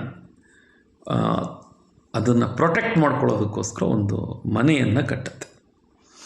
ನನ್ನ ಮಗು ಚೆನ್ನಾಗಿರಬೇಕು, ಅದಕ್ಕೆ ಯಾವುದೇ ರೀತಿಯಾದಂಥ ತೊಂದರೆ ಆಗಬಾರ್ದು. ಮೊಟ್ಟೆ ಇಟ್ಟಾಗ ನಾನು ಹಾರ್ಕೊಂಡು ಹೋದರೆ ಅದಕ್ಕೆ ಬೇರೆ ಯಾವುದೇ ಒಂದು ಜೀವಿಯಿಂದ ರಕ್ಷಣೆ ಬೇಕು ಅಂತ ಹೇಳಿ ಅದು ಸುಮಾರು ಟ್ರಾವೆಲ್ ಮಾಡಿ ಆ ಮರದ ಬಗ್ಗೆ ತಿಳ್ಕೊಂಡು ಅಲ್ಲಿನೆಲ್ಲ ರೀತಿಯಲ್ಲೂ ಇಟ್ ಈಸ್ ಗುಡ್ ಅಂದಾಗ ಅದೇನು ಮಾಡುತ್ತೆ, it starts to build their nest. ಹಕ್ಕಿ ರೀ, ಏನು ಹೇಳಿ, ಒಂದು ಪುಟ್ಟ ಹಕ್ಕಿ ನಾನು ಹೇಳ್ತಾ ಇರ್ತಕ್ಕಂಥದ್ದು ಎಷ್ಟೋ ಯೋಚನೆ ಮಾಡುತ್ತೆ, ಎಷ್ಟೋ ಥಿಂಕ್ ಮಾಡುತ್ತೆ. ನಾನಿಲ್ಲಿದ್ದರೆ ಎಷ್ಟು ಕ್ಷೇಮವಾಗಿರ್ತೇನೆ, ನಾನು ಇದರಿಂದ ನನಗೆಷ್ಟು ಅನುಕೂಲ ಆಗ್ಬೋದು ಭವಿಷ್ಯದಲ್ಲಿ, ನನ್ನ ಮಗುಗೆ ಎಷ್ಟು ಅನುಕೂಲ ಆಗ್ಬೋದು ಅಂತ. So that we R buying the house. ನಾವು ಮನೆಯನ್ನು ತೊಗೊಳ್ತಾ ಇರ್ತಕ್ಕಂಥವ್ರು, ನಮಗೆ ಮನೆ ಅಂತಕ್ಕಂತಹ ಆಲೋಚನೆ ಬಂದಾಗ ಹಕ್ಕಿಗೆ ಇಷ್ಟು ಮೆದುಳಿರುತ್ತೆ. ನೀವೆಲ್ಲ ಗಮನಿಸಿರ್ಬೋದು, ಅದ್ರ ತಲೆನೇ ಇಷ್ಟಿರುತ್ತೆ. ಒಂದು ಗುಬ್ಬಚ್ಚಿ ತೊಗೊಳ್ರಿ, ಇಷ್ಟೇ ಒಂದು ಪಾರಿವಾಳ ತೊಗೊಳ್ಳಿ, ಅದರ ತಲೆ ಇಷ್ಟೇ ಇರ್ತದೆ. ಅದರಲ್ಲಿ ಮೆದುಳು ಎಷ್ಟಿರ್ಬೋದು ಥಿಂಕ್ ಮಾಡಿ, ಅದಕ್ಕೆ ಜ್ಞಾನ ಹೇಳಿ. ಹಾಗೆ ಅಂತ ಹಸು ಎಷ್ಟು ದೊಡ್ಡದಾಗಿರ್ತದೆ, ಬಟ್ ಇವತ್ತಿಗೂ ಅದನ್ನು ಕಟ್ಟಾಕಿ ಸಾಕ್ತಕ್ಕಂಥ ಸ್ಥಿತಿ ಇದೆ. ನೀವು ಅರ್ಥ ಮಾಡ್ಕೋಬೇಕು ಇದನ್ನು. ನೋಡಿ, ಹಸು ಅದರ ದೇಹ ಎಷ್ಟು ದೊಡ್ಡದು, ಎಮ್ಮೆ ಅದರ ದೇಹ ಎಷ್ಟು ದೊಡ್ಡದು, ಆದರೂ ಇವತ್ತಿನವರೆಗೂ ಕೂಡ ಹಸುವನ್ನು ಬೀಡಾಡಿ ಹಸುವನ್ನು ಮಾಡೋಕ್ಕೆ ಬಿಡಲೇ ಇಲ್ಲ. ನಾವು ಅದನ್ನು ಕಟ್ಟಾಕಿ ಮನೆ ಮುಂದೆ ನಿಲ್ಲಿಸ್ಕೊಳ್ತೇವೆ. ಅದೇ ನಾಯಿ ಸಾಕೋದು ಇದೆ, ಬೀದಿ ನಾಯಿನೂ ಇದೆ. ಹುಲಿ ನಮ್ಮ ಕಣ್ಣುಗಳಿಗೆ ಕಾಣಿಸೋದೇ ಇಲ್ಲ, ಅಷ್ಟು ಆ್ಯಕ್ಯುರೇಟಾಗಿರ್ತದೆ ಹುಲಿ ಸಿಂಹಗಳು. ಅದರದ್ದೇ ಆದ ಬೌಂಡ್ರೀಸ್ ಇರುತ್ತೆ. ನೀವು ಬೇಕು ಅಂದರೆ ಕೇಳಿ ನೋಡಿ, ಯಾರಾದರೂ ಒಬ್ಬ ಈ ಕಾಡಿನಲ್ಲಿ ಇರ್ತಕ್ಕಂತಹ ಎಲ್ಲಾದರೂ ನೀವು ಟ್ರೆಕ್ಕಿಂಗ್ ಎಲ್ಲ ಹೋದಾಗ, ಆ ಕಾಡುಗಳಿಗೆಲ್ಲ ಹೋದಾಗ ನೀವು ಯಾರೂ ಹೋಗಬೇಡಿ ವಿತೌಟ್ ಗೈಡೆನ್ಸು. ಹೋದರೆ ಅಕಸ್ಮಾತ್ ಆನೆ ಬಿಡಾರಗಳು, ಸಿಂಹದ ಇರ್ತಕ್ಕಂಥ ಜಾಗಗಳಿಗೆ ಹೋದಾಗ ಅವ್ರನ್ನ ಕೇಳಿ ನೋಡಿ, ಅದ್ರ ಬಗ್ಗೆ ತಿಳ್ಕೊಳ್ತಕ್ಕಂಥ ಒಂದು ವಿಚಾರವನ್ನು ನೀವು ಅರ್ಥ ಮಾಡ್ಕೊಳ್ಳೋದಕ್ಕೆ ಪ್ರಯತ್ನ ಪಡಿ. ಆನೆಗಳು ಅದರದ್ದೇ ಆದಂತಹ ಬೌಂಡ್ರೀಸ್ ಹಾಕ್ಕೊಂಡಿರುತ್ತೆ. ಆನೆಗಳೇ ಅಲ್ಲ, ಪ್ರತಿಯೊಂದು ಜೀವಿಗೂ ಅದರದ್ದೇ ಆದಂಥ ಒಂದು ಬೌಂಡ್ರಿ ಇರುತ್ತೆ. ಅಂದರೆ ಅದನ್ನು ದಾಟಿ ಹೊರಗಡೆ ಬರೋದು ಯಾವಾಗಪ್ಪ ಅಂತಂದರೆ, ಅದಕ್ಕೆ ಒಂದು ಪ್ರಾಕೃತಿಕವಾಗಿ ಏನಾದರೂ ತೊಂದರೆ ಆದಾಗ, ಅಥವಾ ಹಸುವಿಗೆ ಊಟಗಳು ಸಿಗದೇ ಇದ್ದಾಗ, ಬೇರೆ ಇನ್ನೇನಾದರೂ ಕಾರಣಾಂತರಗಳಿಂದ, ಅಂದರೆ ಸಂತಾನೋತ್ಪತ್ತಿಗೆ ಪೂರಕವಾಗಿರ್ತಕ್ಕಂಥ ಸ್ಥಿತಿ ಇಲ್ಲ ಅಂದಾಗ ಅದೇನು ಮಾಡುತ್ತೆ, it has to start the travel. ಅದು ಅದರ ಒಂದು ಜೀವನ ವಿಧಾನವನ್ನು ಅಲ್ಲಿ ಬೇಡ, ಸೇಫ್ ಇಲ್ಲ, ಊಟ ಸಿಗ್ತಾ ಇಲ್ಲ ಪ್ರಕೃತಿಯಲ್ಲೇನೋ ಬದಲಾವಣೆ ಆಗಿದೆ, then it automatically changes their location. ಅದರ ಸ್ಥಳವನ್ನು ತಾನಾಗೇ ಬದಲಾಯಿಸುತ್ತೆ ಬಿಕಾಸ್ ಆಫ್ ದ ಫ್ಯೂಚರ್, ಭವಿಷ್ಯಕ್ಕೆ. ಸೊ ಇಲ್ಲಿ ವಾಸ್ತು ಕೂಡ ಹಾಗೇ ಕೆಲಸ ಮಾಡಬೇಕಲ್ವ ನಮ್ಮಗಳಿಗೆ. ಒಂದು ನಾಯಿ, ಒಂದು ಇರುವೆ, ಒಂದು ಬೆಕ್ಕು, ಒಂದು ಸಿಂಹ, ಒಂದು ಹುಲಿ, ಕರಡಿ ನೋಡಿ ಗವಿಗಳಿಂದ ಹೊರಗಡೆ ಬರಲ್ಲ. ಬೆಟ್ಟಗಳಲ್ಲಿ ಇರ್ತದೆ ಕರಡಿ. You can't see. ಜನರಲಾಗಿ ಯಾರಾದರೂ ಸಾಕೋರಿದ್ರು ಹಿಂದಿನ ಕಾಲದಲ್ಲಿ ಬರೋರು, ನಾವು ಚಿಕ್ಕವರಿದ್ದಾಗ ಕರಡಿನ ಕರ್ಕೊಂಡು ಬಂದು ಅವರು ತಾಯತ್ ಕಟ್ಬಿಟ್ಟು ಹೋಗೋರು. ನಿಮ್ಮಲ್ಲಿ ಎಷ್ಟು ಜನಕ್ಕೆ ಜ್ಞಾಪಕ ಇದೆಯೋ ಇಲ್ವೋ ಗೊತ್ತಿಲ್ಲ. ಆಮೇಲೆ ಲೇಟರ್ ಆನ್ ಪಾಪ ಅವರು ಇಲ್ಲದೆ ಆದರೂ ನಾವು ಕರಡಿ ನೋಡಬೇಕು ಅಂದರೆ ಈಗ ಅಪರೂಪ ಆಗ್ಬಿಟ್ಟಿದೆ, ಇದೆಯೋ ಇಲ್ವೋ ಕೂಡ ಗೊತ್ತಿಲ್ಲ. ಇದ್ದರೂ ಯಾವುದೋ ಕಾಡಲ್ಲಿರುತ್ತೆ, ಯಾರೋ ಅದರ ತಂಟೆಗೆ ಹೋಗಬೇಡಿ ಪಾಪ. ಮನುಷ್ಯರು ನಾವಿರೋದು ಸಾಕಿಲ್ಲಲ್ಲ, ಅವುಗಳನ್ನು ಯಾಕೆ ಹಿಂಸೆ ಮಾಡಬೇಕು. ಸೊ ಹೀಗೆ ಒಬ್ಬ ಮನುಷ್ಯ ಒಂದು ಸಣ್ಣ ಜೀವಿಯಿಂದ ಹಿಡಿದು ದೊಡ್ಡ ದೊಡ್ಡ ಜೀವಿಗಳವರೆಗೂ ಕೂಡ, ಅದು ಜಿರಾಫೆ ಆಗಿರ್ಬೋದು, ಕಡವೆ ಆಗಿರ್ಬೋದು, ಇದೆಲ್ಲ ಕೂಡ ವಾಸ್ತುವಿಗೆ ಪ್ರಿಫರೆನ್ಸ್ ಕೊಡುತ್ತೆ. Vastu in the sense lots of things ಅದರಲ್ಲಿ ಇರ್ತದೆ. ಬರೀ ಒಂದಲ್ಲ, ಬೆಡ್ರೂಮ್ನಲ್ಲಿ, ಬಣ್ಣದಲ್ಲಿ, ಈ ಮನೆ ಪೇಂಟ್ ಮಾಡಿಸೋದು, ಅದರಲ್ಲೆಲ್ಲ ಕೂಡ. ಅದು ಹೆಂಗಾಗತ್ತೆ ರೀ? ಹೇಳ್ತೇನೆ. ನಿಮಗೆಲ್ಲ ವಿಷಯ ಗೊತ್ತಿರಲಿ, ನಮ್ಮ ಮನಸ್ಸು ಎಲ್ಲವನ್ನೂ ಕೂಡ ಒಪ್ಕೊಳ್ಳುತ್ತೆ. ಎಲ್ಲವೂ ಬೇಕು ಅನ್ನೋದನ್ನು ನಮ್ಮ ಮನಸ್ಸಿಗೆ ಸಮಯ ಇರೋದಿಲ್ಲ. ನಾವು ಬ್ಯುಸಿ ಲೈಫಲ್ಲಿ ಹೋಗ್ತಾ ಇರ್ತೀವಲ್ವ. ಬೆಳಗ್ಗೆ ಎದ್ದರೆ ಎಲ್ಲರಿಗೂ ಗೊತ್ತು, ಬೆಳಗ್ಗೆ ಎದ್ದೇಳಬೇಕು, ಗಾಡಿ ಇದ್ದರೆ ಗಾಡಿ, ಮೆಟ್ರೋ ಇದ್ದರೆ ಮೆಟ್ರೋ, ಬಸ್ ಇದ್ದರೆ ಬಸ್ಸು, ಸೈಕಲ್ ಇದ್ದರೆ ಸೈಕಲ್ಲು, ಹೋಗೋರೆಲ್ಲ ಸ್ಕೂಲ್ಗಳು, ಮನೆಗಳು, ಹೀಗೆಲ್ಲ ಬಾಲ್ಯದಲ್ಲಿ ಬೆಳೆದ್ಬಿಟ್ಟಿರ್ತೀವಿ. ಚಿಕ್ಕ ವಯಸ್ಸಿನಲ್ಲೂ ಏನೋ ಭಯ ಬಿದ್ದುಬಿಟ್ಟಿರ್ತೀವಿ. ಬಣ್ಣಗಳು, ರೆಡ್ ಅಂದರೆ ಭಾಳಷ್ಟು ಜನಕ್ಕೆ ಗೊತ್ತಿರ್ತಕ್ಕಂಥದ್ದು ಒಂದೇ ವಿಷಯ, ಸ್ಟಾಪ್. ರೆಡ್ ಅಂದರೆ ಡೇಂಜರ್. ಹೀಗೆ ಹಲವಾರು ವಿಷಯಗಳು ಬಣ್ಣದಲ್ಲೇ ಆಗಿರ್ಬೋದು, ಗಿಡಗಳಲ್ಲಿ ಕೂಡ ಕೆಲವೊಂದಷ್ಟು ಹೆಸರುಗಳು ಭಯಪಡಿಸ್ತಕ್ಕಂಥದ್ದೆಲ್ಲ ಇರ್ತದೆ. ಸಮ್ ಪ್ಲ್ಯಾಂಟ್ಸ್ ನಿಮಗೆ ಗೊತ್ತಿರಲ್ಲ, ಅದನ್ನು ತಂದು ಮನೆಗಳಲ್ಲಿ ಇಟ್ಕೊಂಡ್ಬಿಡ್ತೀರಾ. ಆಮೇಲೆ ನಿಮಗೆ ಅದರಿಂದ ಒಂದಷ್ಟು ತೊಂದರೆಗಳಾಗ್ತಾ ಇರುತ್ತೆ. ಮೊನ್ನೆ ಇನ್ನೆಲ್ಲೋ ಒಂದು ಕಡೆ ನೋಡಿದೆ, ನನಗೆ ಒಂದು ವಿಷಯ ನನಗೆ ಅರ್ಥ ಆಗದೆ ಇರ್ತಕ್ಕಂಥದ್ದು ಏನಪ್ಪ ಅಂತಂದರೆ, ಆ ಚಿತ್ರಣವನ್ನು ನೋಡಿದಾಗ ನನಗೆ ಗಾಬರಿ ಆಯಿತು. ನಾನು ಯಾಕೆ ಗಾಬರಿ ಆದೆ ಅಂತಂದರೆ, ಅದು ಅವರಿಗೆ ಅಲ್ಲ, ಹೊರಗಡೆಯವ್ರಿಗೆ ಕೂಡ ಹೆದರಿಸುತ್ತೆ. ದೊಡ್ಡ ಈ ಹಣದ್ದು ಒಂದು ಇದಿರುತ್ತೆ, ಅದರಲ್ಲಿ I want to become a ಬಿಲಿಯನೇರೋ ಅಂತ ಏನೋ ಹಾಕ್ಕೊಂಡಿರ್ತಾರೆ. ಸಂಕಲ್ಪ ಒಳ್ಳೆಯದೇ, ತಪ್ಪು ಅಂತ ನಾನು ಹೇಳಲ್ಲ. ಈ ಬಿಲಿಯನೇರ್ ಅಂತ ಹೇಳಿಬಿಟ್ಟು ದುಡ್ಡಿಂದೆಲ್ಲ ಇದು ಡಾಲರ್ಸ್ದು ಎಲ್ಲ ಫೋಟೋಸು, ಈ ಮನೆಗಳಲ್ಲಿ ಇಂಥದ್ದೆಲ್ಲ ಬೇಡದ ಚಿತ್ರಣಗಳನ್ನು ಹಾಕಿದಾಗ ನೋಡಿ, ಕಷ್ಟಪಟ್ಟು ದುಡಿತಕ್ಕಂಥ ಹಣ ಸಂಕಲ್ಪ ಮನಸ್ಸಿನಲ್ಲಿದ್ದರೆ ಅದು ನಮ್ಮನ್ನು ಅದಂಥ ಚಿತ್ರಣಗಳನ್ನೆಲ್ಲ ನೋಡಬೇಕು ಅಂತಕ್ಕಂಥದ್ದೇ ಅಲ್ಲ. ಕೆಲವೊಂದಷ್ಟು ವಿಷಯಗಳು ಮಾನಸಿಕವಾಗಿ ಕೆಲವು ವೀಕ್ ಮನಸ್ಥಿತಿ ಇರ್ತಕ್ಕಂಥವ್ರು, ಅಂದರೆ ತಾನು ಏನೂ ಅದಕ್ಕೆ ಶ್ರಮ ಪಡದೇ ಇದ್ದಾಗ ಅಂತಹ ಚಿತ್ರಣಗಳನ್ನು ಹಾಕ್ಕೊಂಡಾಗ ಅದು ಇಂಪ್ಯಾಕ್ಟ್ ಬೇರೆಯವ್ರ ಮೇಲೆ ಆಗ್ತಾ ಇರುತ್ತೆ. ಮನೆ ಅಂದಾಗ it is not for any one person, ಅದು ಒಬ್ಬರಿಗೆ ಅಂತ ಇರಲ್ಲ. ಮನೆ ಒಬ್ಬರದು ಅಂತ ಇರಲ್ಲ, ಅದು ಎಲ್ಲರದಾಗಿರುತ್ತೆ. ಸೊ ಎಲ್ಲರದೂ ಆಗಿದ್ದಾಗ ನಾವು ಅದನ್ನು ಹೇಗೆ ಅನುಕೂಲಕರವಾಗಿ ನೋಡ್ತೇವೆ ಅನ್ನೋದು ಕೂಡ ಭಾಳ ಇಂಪಾರ್ಟೆಂಟ್ ಆಗುತ್ತೆ.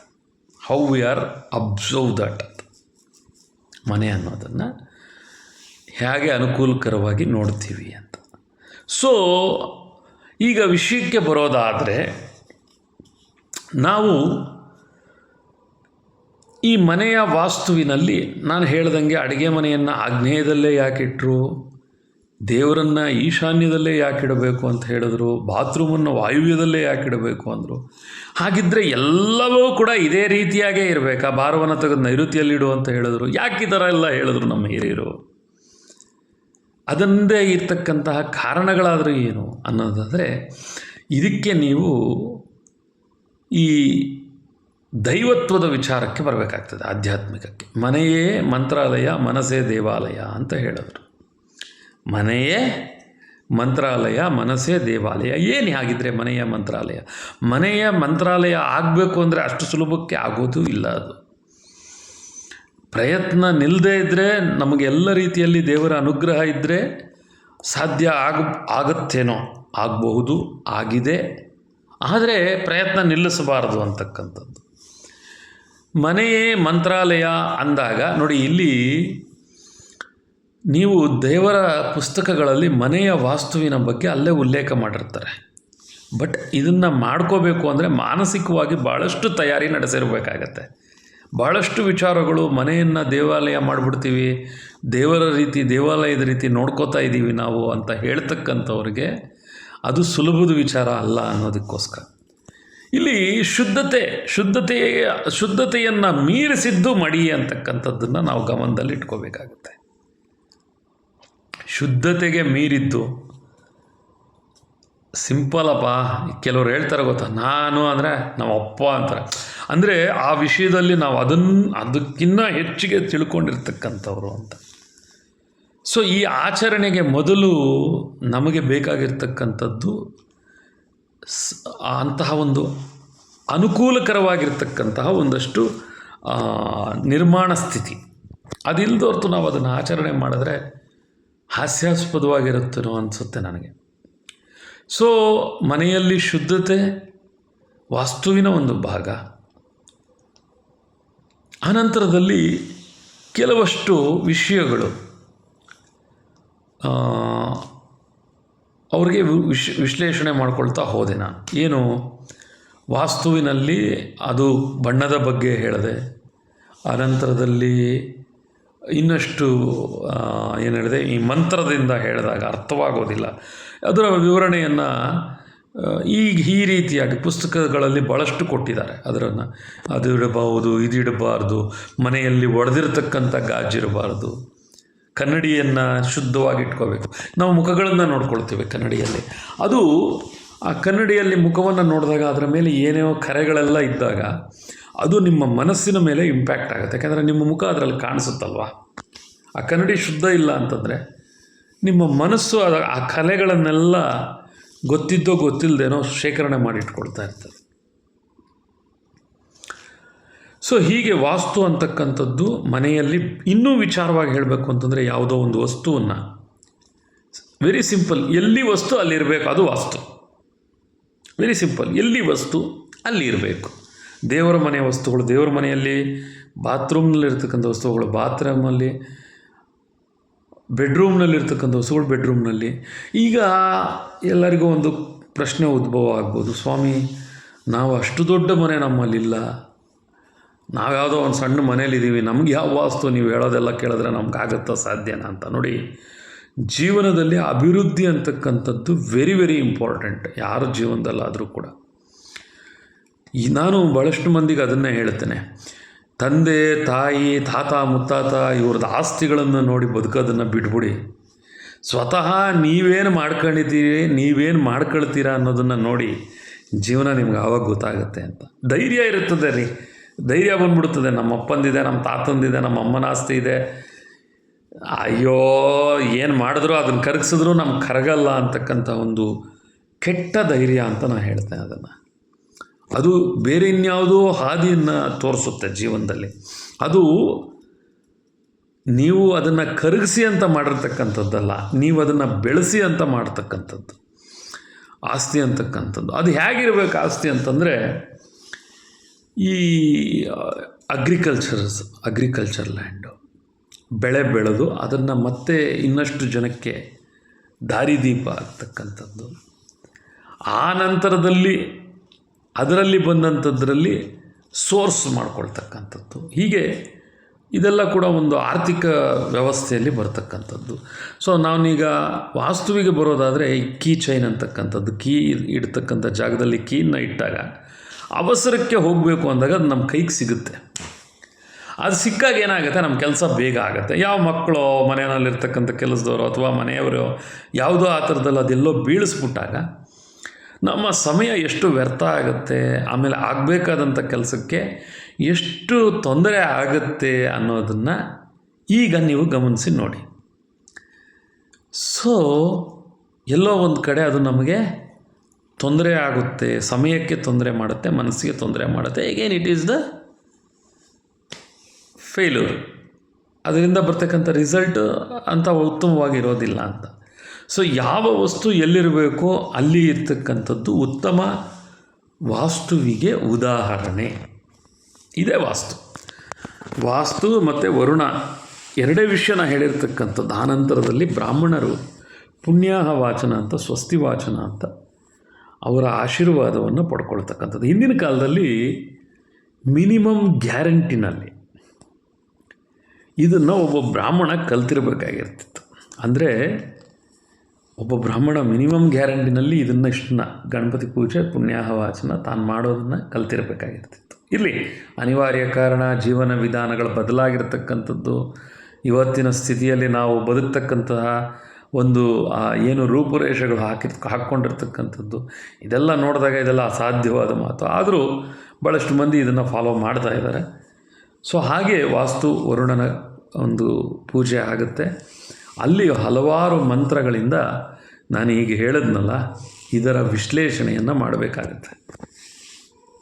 ವಾಸ್ತುವಿನ ಬಗ್ಗೆ ಹೀಗೆಲ್ಲ ಹೇಳಬೇಕಾಗ್ತದೆ ಒಂದು ಮನೆ. ಹಾಗಾದರೆ ಇಲ್ಲದವ್ರು ಏನು ಮಾಡಬೇಕು ಅಂತಂದರೆ, ವಾಸ್ತು ಮಂಡಲವನ್ನು ಹಾಕಿ ನಮ್ಮಲ್ಲಿ ಆ ಮನೆಯಲ್ಲಿರ್ತಕ್ಕಂತಹ ದೋಷಗಳು ಬರ್ತಾ ಇರ್ತದೆ, ಏನೋ ಗೊತ್ತಿಲ್ಲದೆ ಏನೋ ಒಂದು ದೋಷ ಪರಿಹಾರ ಇರುತ್ತೆ, ಒಂದು ಏನು ಹೇಳ್ತೀವಿ, ಅದಕ್ಕೆ ಪೂರಕವಾದ ವ್ಯವಸ್ಥೆ ಇಲ್ಲದಾಗ, ಮನೆಯಲ್ಲಿ ಅಚಾತುರ್ಯಗಳಾದಾಗ, ಜಗಳ ಕದನಗಳಾಗದೇ ಇರೋದಕ್ಕೋಸ್ಕರ ಅದಕ್ಕೆ ಪೂಜೆಯನ್ನು ಮಾಡ್ತೇವೆ. ಹಾಗಿದ್ದರೆ ಈ ವಾಸ್ತು ಮಂಡಲಕ್ಕೆ ಪೂಜೆ ಮಾಡಿಬಿಟ್ರೆ ನಮ್ಮ ಮನೆಯಲ್ಲಿ ಜಗಳ ಕದನ ಆಗೋದಿಲ್ವಾ ಅಂತಂದರೆ, ನಿಮ್ಮ ಮನಸ್ಸು ನಿಮಗೆ ಎಚ್ಚರಿಸಬೇಕಾಗತ್ತೆ. ನಾವಿದನ್ನು ಮಾಡಿಸಿದ್ದೀವಲ್ವ ಮನೆಯಲ್ಲಿ, ಇದರಿಂದ ನಮಗೆ ಯಾವುದೇ ರೀತಿ ತೊಂದರೆ ಆಗಬಾರ್ದಲ್ವಾ, ಆಗೋದಿಲ್ಲ ಅಂತ ಮನಸ್ಸು ಅದನ್ನು ತೆಗೆದುಕೊಂಡಾಗ ಅನಿವಾರ್ಯವಾದಂತಹ ಕಲಹಗಳನ್ನು ನಮ್ಮಿಂದ ದೂರ ತಳ್ಳುತ್ತೆ. ಸೊ ಹೀಗೆ ವಾಸ್ತು ಅಂತಹ ಮತ್ತು ಏನಂತೀವಿ ವರುಣನ ಪೂಜೆ. ಹಾಗಿದ್ದರೆ ನಿಜವಾದ ವಾಸ್ತು ಎಲ್ಲಿದೆ ಅಂತಕ್ಕಂಥ ಪ್ರಶ್ನೆ. ವಾಸ್ತು ಹೇಗಿರುತ್ತೆ ಅಂತ ನೀವು ಬಹಳ ಸಿನಿಮಾಗಳಲ್ಲಿ ನೋಡಿರ್ತೀರ. ಇಂಥದ್ದೊಂದು ಮನೆ, ವಾಸ್ತುವಿನ ಮನೆಯಲ್ಲೇ ಒಂದು ದೇವರ ಸಾನ್ನಿಧ್ಯ.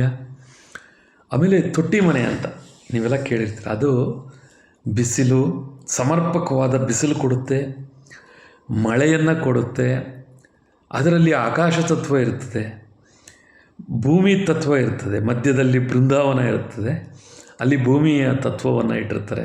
ಅದರಲ್ಲಿ ತುಳಸಿಯ ಗಿಡ ವಿಶೇಷವಾಗಿ. ನಮ್ಮಲ್ಲಿ ತುಳಸಿಯನ್ನು ಇದು ಕೂಡ ಗೃಹ ಪ್ರವೇಶದ ಮಾರನೇ ದಿನ ಪ್ರವೇಶಕ್ಕೆ ತೆಗೆದುಕೊಂಡು ಬಾ ಅಂತ ಹೇಳ್ತೇವೆ. ಯಾಕೆ ತುಳಸಿ ಗಿಡವನ್ನೇ ಹೇಳಿದ್ರು ಅಂತಂದರೆ, ತುಳಸಿ ಗಿಡವನ್ನಾಗೇ ನೋಡ್ಕೊಂಡು ಕೂತಿದ್ದೀವಿ ಇದುವರೆಗೂ ಕೂಡ. ತುಳಸಿ ಕೂಡ ಬೆಳೆಯುತ್ತೆ, ಭಾಳ ಎತ್ತರಕ್ಕೆ ಬೆಳೆಯುತ್ತೆ. ನಿಮ್ಮ ಮನೆಯ ತುಳಸಿ ಗಿಡ ದ ಸಿಗ್ನಿಫಿಕೆನ್ಸ್ ಆಫ್ ಗ್ರೋತ್, ಅದು ಬೆಳವಣಿಗೆಯನ್ನು ಸೂಚಿಸ್ತಾ ಇರುತ್ತೆ.